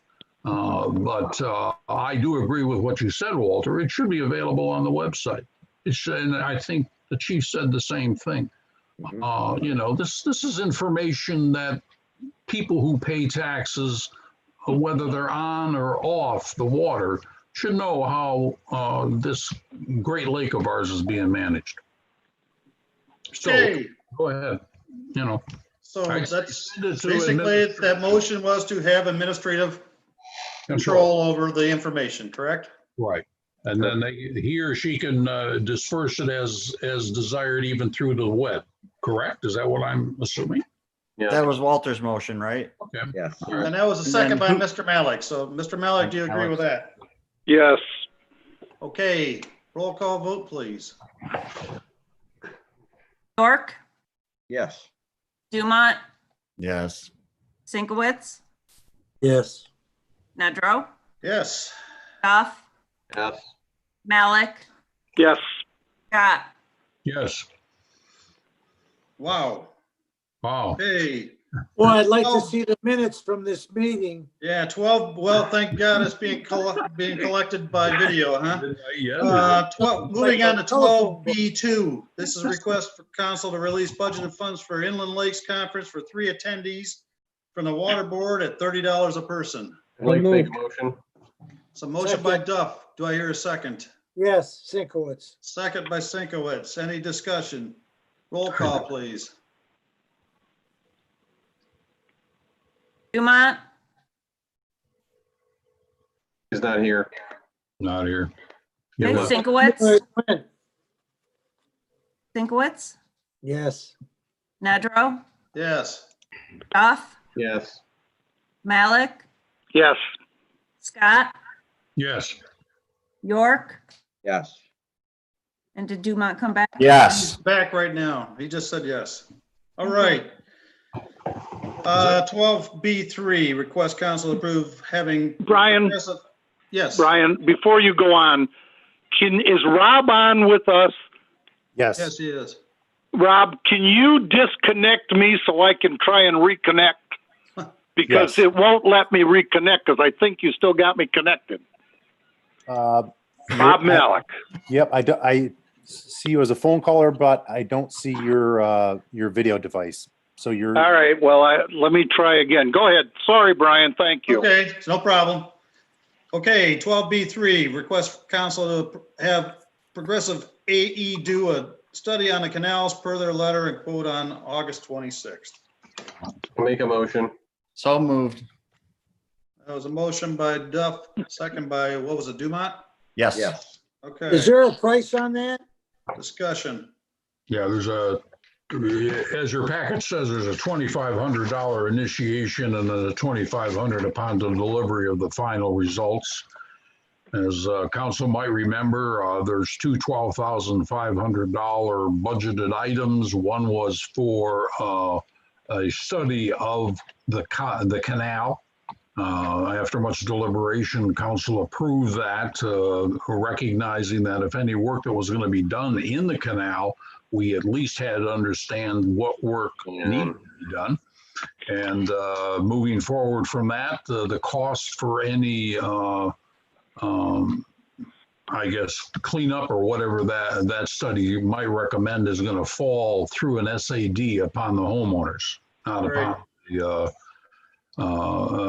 the village itself. So with some discussion with our current limnologist, you might remember Progressive A&E is an engineering company, and they do this under contract to many, many different entities, both corporate and municipal. So they're fully qualified to do what needs to be done to make this recommendation, including telling us what kind of permitting is requiring and all of the go forward costs to get to the level of doing something to improve the canals.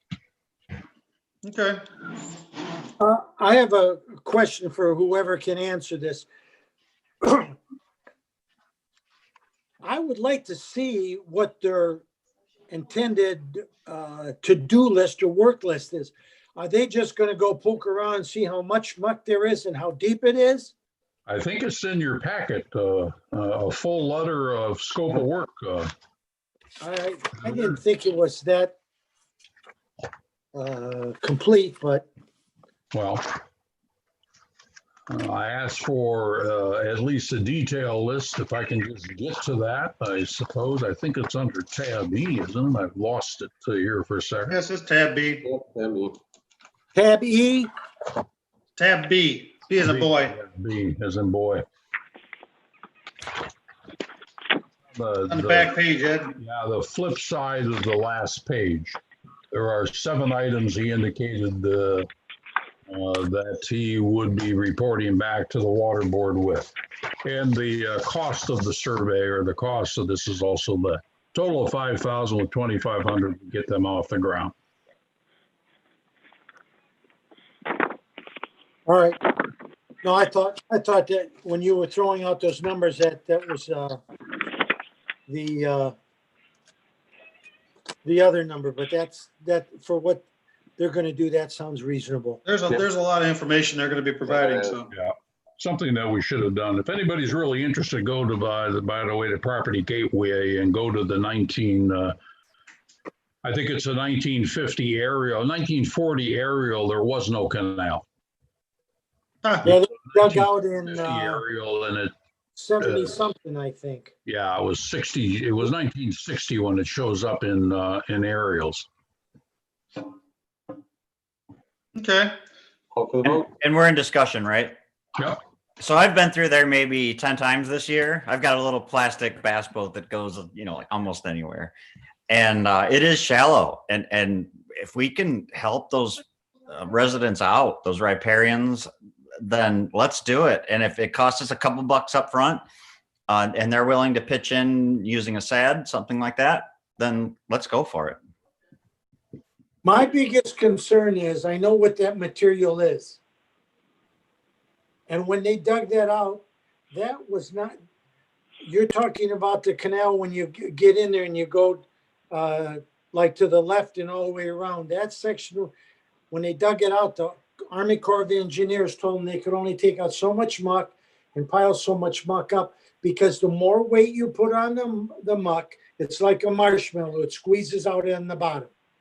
So digging it out is not going to give them any benefit. Whatever they got in there, it's got to be removed. And muck, first it's like peat moss. It's fibrous. Then when the water gets there, it turns to muck. And they're not going to find any shallow sand there. So it's fine for $5,000 to get their answers, but they may find clay though if they get down deep enough. No. Oh, yeah. They can't go deep enough to find clay. Yeah, you want to go 15 feet, 20 feet? and then the sides will all cave in? You can't. There's a width and a height correlation that you have to keep. It's the water that's keeping it back. You took the water out and it would all sag down. Well, we'll see what they get out of this. I agree. We've talked about having this survey or some sort of survey done for the canals back there for quite a while here, so. And we had budgeted funds for it, so. Yeah, and as long as they're willing to pay for whatever has to be done to make it the way they want it, I don't have a problem with that. Well, I Well, think they were Mark looking Duff into- made it clear that that him and his neighbors are willing to work Yeah. on this. Well, that's, unfortunately, when we went down this path before, remember, we couldn't get the permit to do anything unless you had a study done. Yep. You have to have the study. So we had to have a study done prior to getting that, any kind of DEQ permit and whatsoever. So this is the avenue to be able to get that study done. So We're moving ahead. Vote. let's call the vote. All vote. Roll call vote, please. Nedrow, Yes. Duff, Yes. Malik, Yes. Scott, Yes. York, Yes. Dumont, Yes. Sinkowitz. Yes. Okay. Thank you. Finally made it to 12C, recommendation to approve the 2021 winter maintenance agreement between Road Commission and Oakland County. Mr. President. COC and the Move. Village of Wolverine Lake. That was I motion by I'll York, second it. second by who? Second by Dumont? All right. Whatever. Was that what it was? Doesn't Everybody's matter. talking, so I have a hard time hearing, guys. I know. Sorry. You got to be stressed out like crazy. We're all in a hurry to move things along that we can move along. Yeah, well, we have to go slow enough so we can understand, so. That was a motion by York, second by, was it Duff then? Sure. Okay, Sounds good. to approve the winter maintenance agreement between Village of Wolverine Lake and the Road Commission. Any discussion? Roll call vote, please. Nedrow, Yes. Duff, Yes. Malik, Yes. Scott, Yes. York, Yes. Dumont, Yes. Sinkowitz. Yes. Okay, we already did item D. Moving on to item E, recommendation from administrative committee regarding the administrative search. And we'll also include an update from our interim administrator on the treasurer update too. But we did hold an administrative committee meeting this afternoon, and we've got a couple different scenarios I wanted to update you on. First of all, there has been a couple of possibilities for candidates for administrators that we'd like to move forward in the near future here.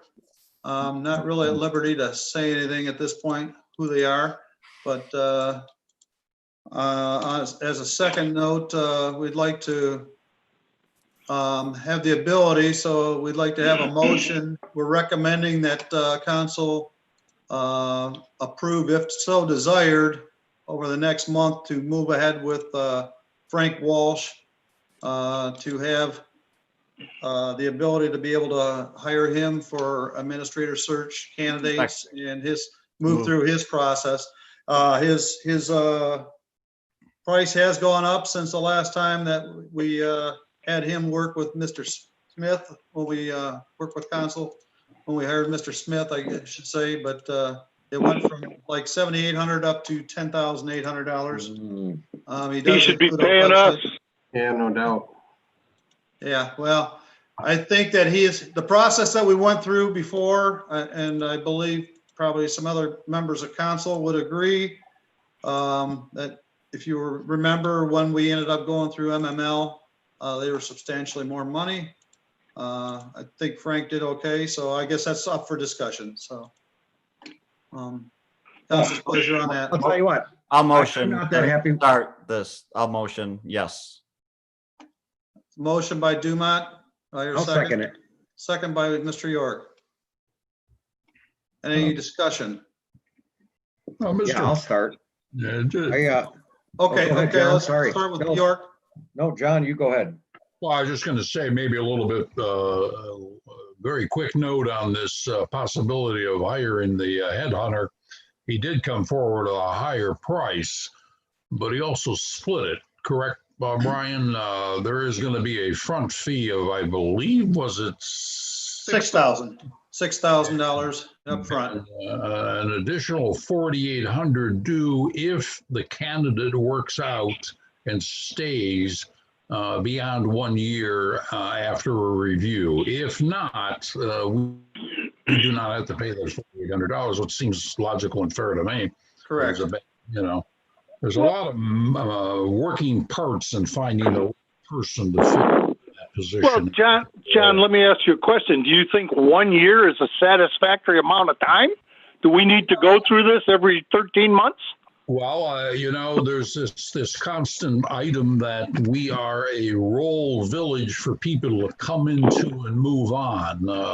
Maybe if we had a depth of a great number of employee positions, that might not be a real issue. I think part also that I'm reading in his presentation, and I included everybody in the response lines to the questions I asked, there's not a large number of great picks out there, according to him. What Brian said, a few people have come forward asking to be interviewed, and it's very difficult to discuss who that is. But at the same point in time, if the council will have to make the final decision, if the administrative committee moves any one of those 1, 2, 3, or 4 that come forward, and see what they think. In the meantime, time is marching on. So if none of these pass any mustard with your confidence in those on the administrative committee, we still need to have somebody moving forward to find somebody in at least a rational amount of time, because we have to follow that up with a new treasurer. There's already been one discussion with a person. Again, you can't name names. People are at risk with their current jobs, but they have backed out of becoming a potential treasurer. So there's a lot of things in motion here. But I think what Brian has said is we'll have discussions at the administrative level with the people that come forward, not to be named and not to know who will end up, but there has to be a shoe in the background of the fall to help this community find a good candidate. I don't know, anybody can agree or disagree whether Mr. Smith was a good candidate. The fact that he left, that's employment. That's what goes on, It does go on, John, and maybe we and this isn't necessarily part of this motion, but we should look into why are people leaving, and maybe I don't know how we could do that. I'd be open for the other councilmen and other boards even to. I'm sure there's going to be a lot more of that discussion during the interview process too. Yeah, exactly. So. We're a small village. We're a stepping stone. So I think I voted for or seconded the motion because I think that we need to look a little internally. There's a few people that have been interested internally, and I think we should look at that first before we decide to go and spend the money on a recruiter. That's our intention. Yeah, I think that's the intention, Walter. That's a good point. Yep, good point. Start at home. So right now, the motion is that we spend the money on a recruiter, which is why I seconded it. Yeah, and he seems like, I don't know. I think I read people pretty well. Might not be, but I think he's sharp enough or has the right heart to pick people out. I know Michael didn't work out. It probably didn't work out because he didn't pick him right, but because of his background, and he's got friends back there, and decided to go back with his friends. Well, our second choice would have left as well. Let me ask you a question. Oh yeah, probably earlier. I know we have a motion on the floor and we're having discussion.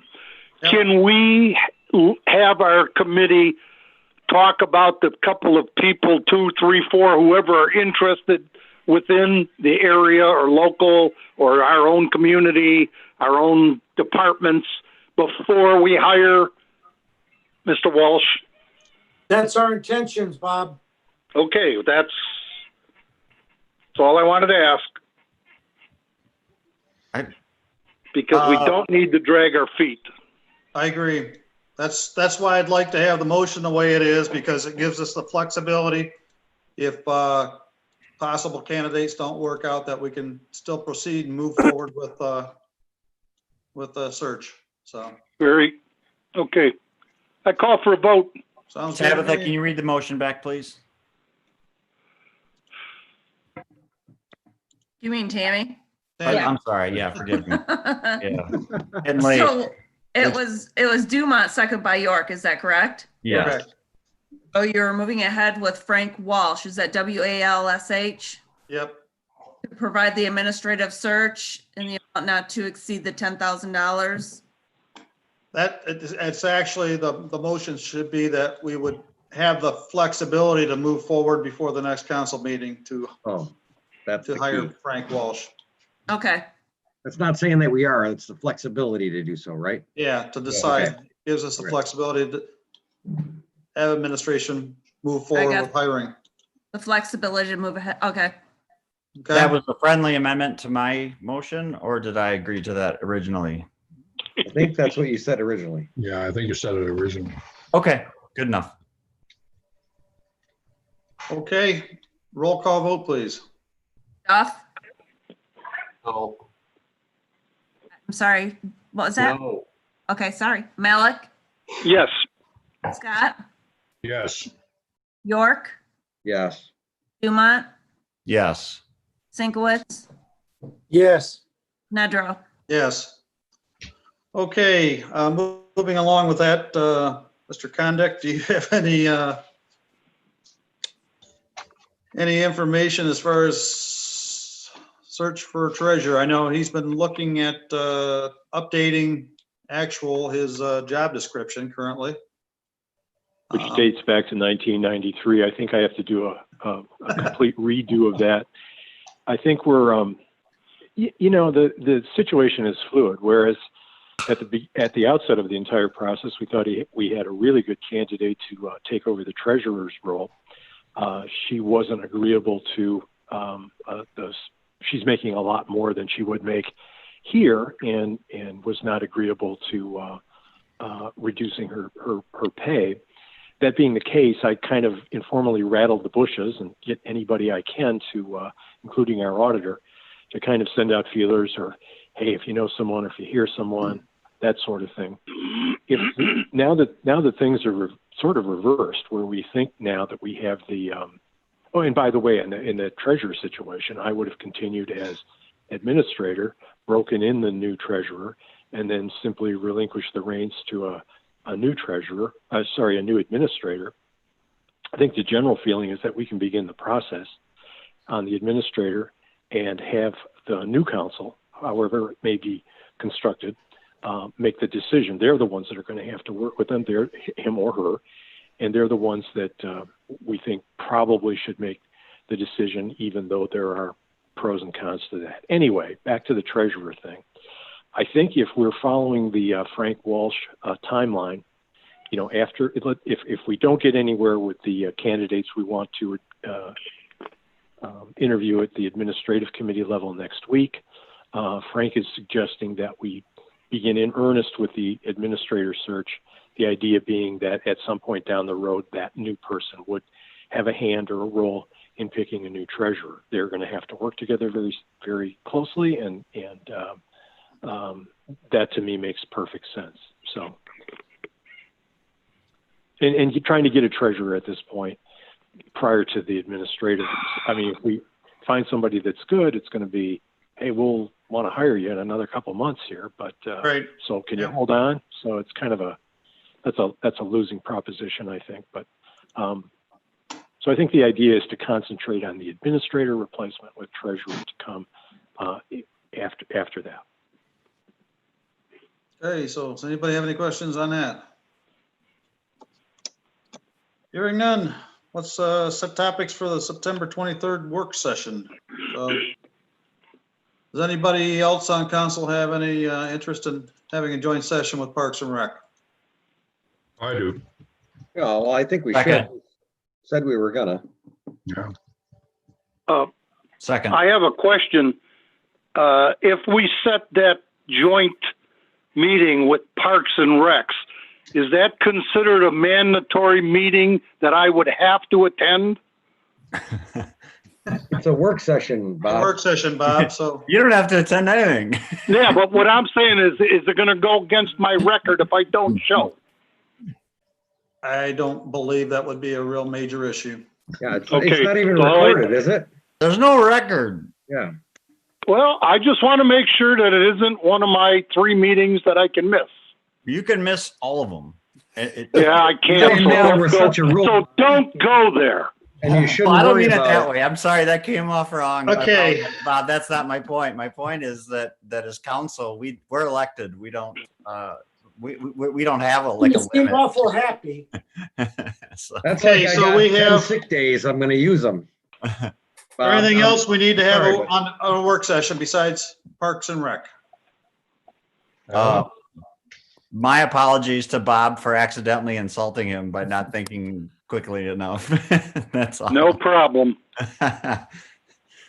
Hey, so does that mean we'll assign our Parks and Rec joint meeting September 23rd? Mark Giamini, does that sound good to you guys from Parks and Rec?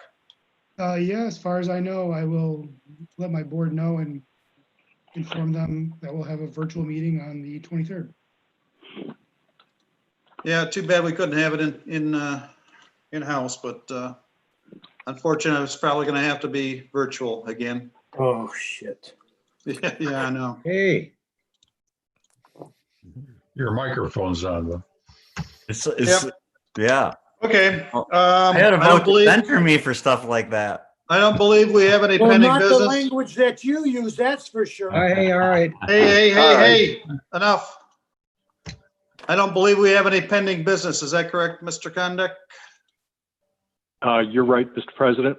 Okay, update from Police Chief Ellsworth, please. I have nothing. Wow, it must have been a Get outta long here. meeting. I don't have blame you, John. Absolutely nothing. Nothing left in the tank, huh? Update from Treasurer and Interim Administrator Condit. Yeah, nothing for me either, Mr. President, other than a contrite apology for my technical difficulties at the outset. I only missed about 15 minutes. It's okay, you weren't the only one. Yeah, I mean, I don't know what that was all about. I've done it on my iPhone before, here exactly where I'm sitting, and our workstations don't have cameras on them, nor do they have microphones. They date back to 2015. Who knew that, Zoom would become so prevalent? Anyway, I'm watching you on my workstation and talking over iPhone, so Nice. sort of a conglomeration. I'm glad you figured it out. Anyway, so. I'm done. Okay. Okay, council comments. Let's go to Scott. Hey, thanks to the transponders, and have a good evening, gentlemen. And ladies too, of course. Mr. York. Thank you for a good meeting. A little bit of a debacle, but anyways, good night. Sikowitz. Yeah, just 2 quick points.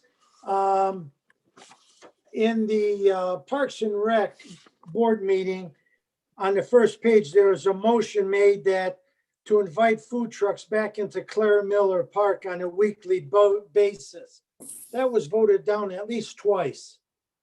And it wasn't in our agenda, so I'm assuming that's not going to happen. The other thing I wanted to bring up was the fishing tournament. I don't know how many times we let them have a tournament, but I've noticed a couple things because I kind of periodically go down there just to see what they've caught. First of all, I think once all the parking spaces are filled up, they don't park in the roadway, they don't park on the grass, and they don't park in the village parking lot. That's it. 12 or 13 boats, that's it. Because they have a tendency to park wherever they can because they know everybody there.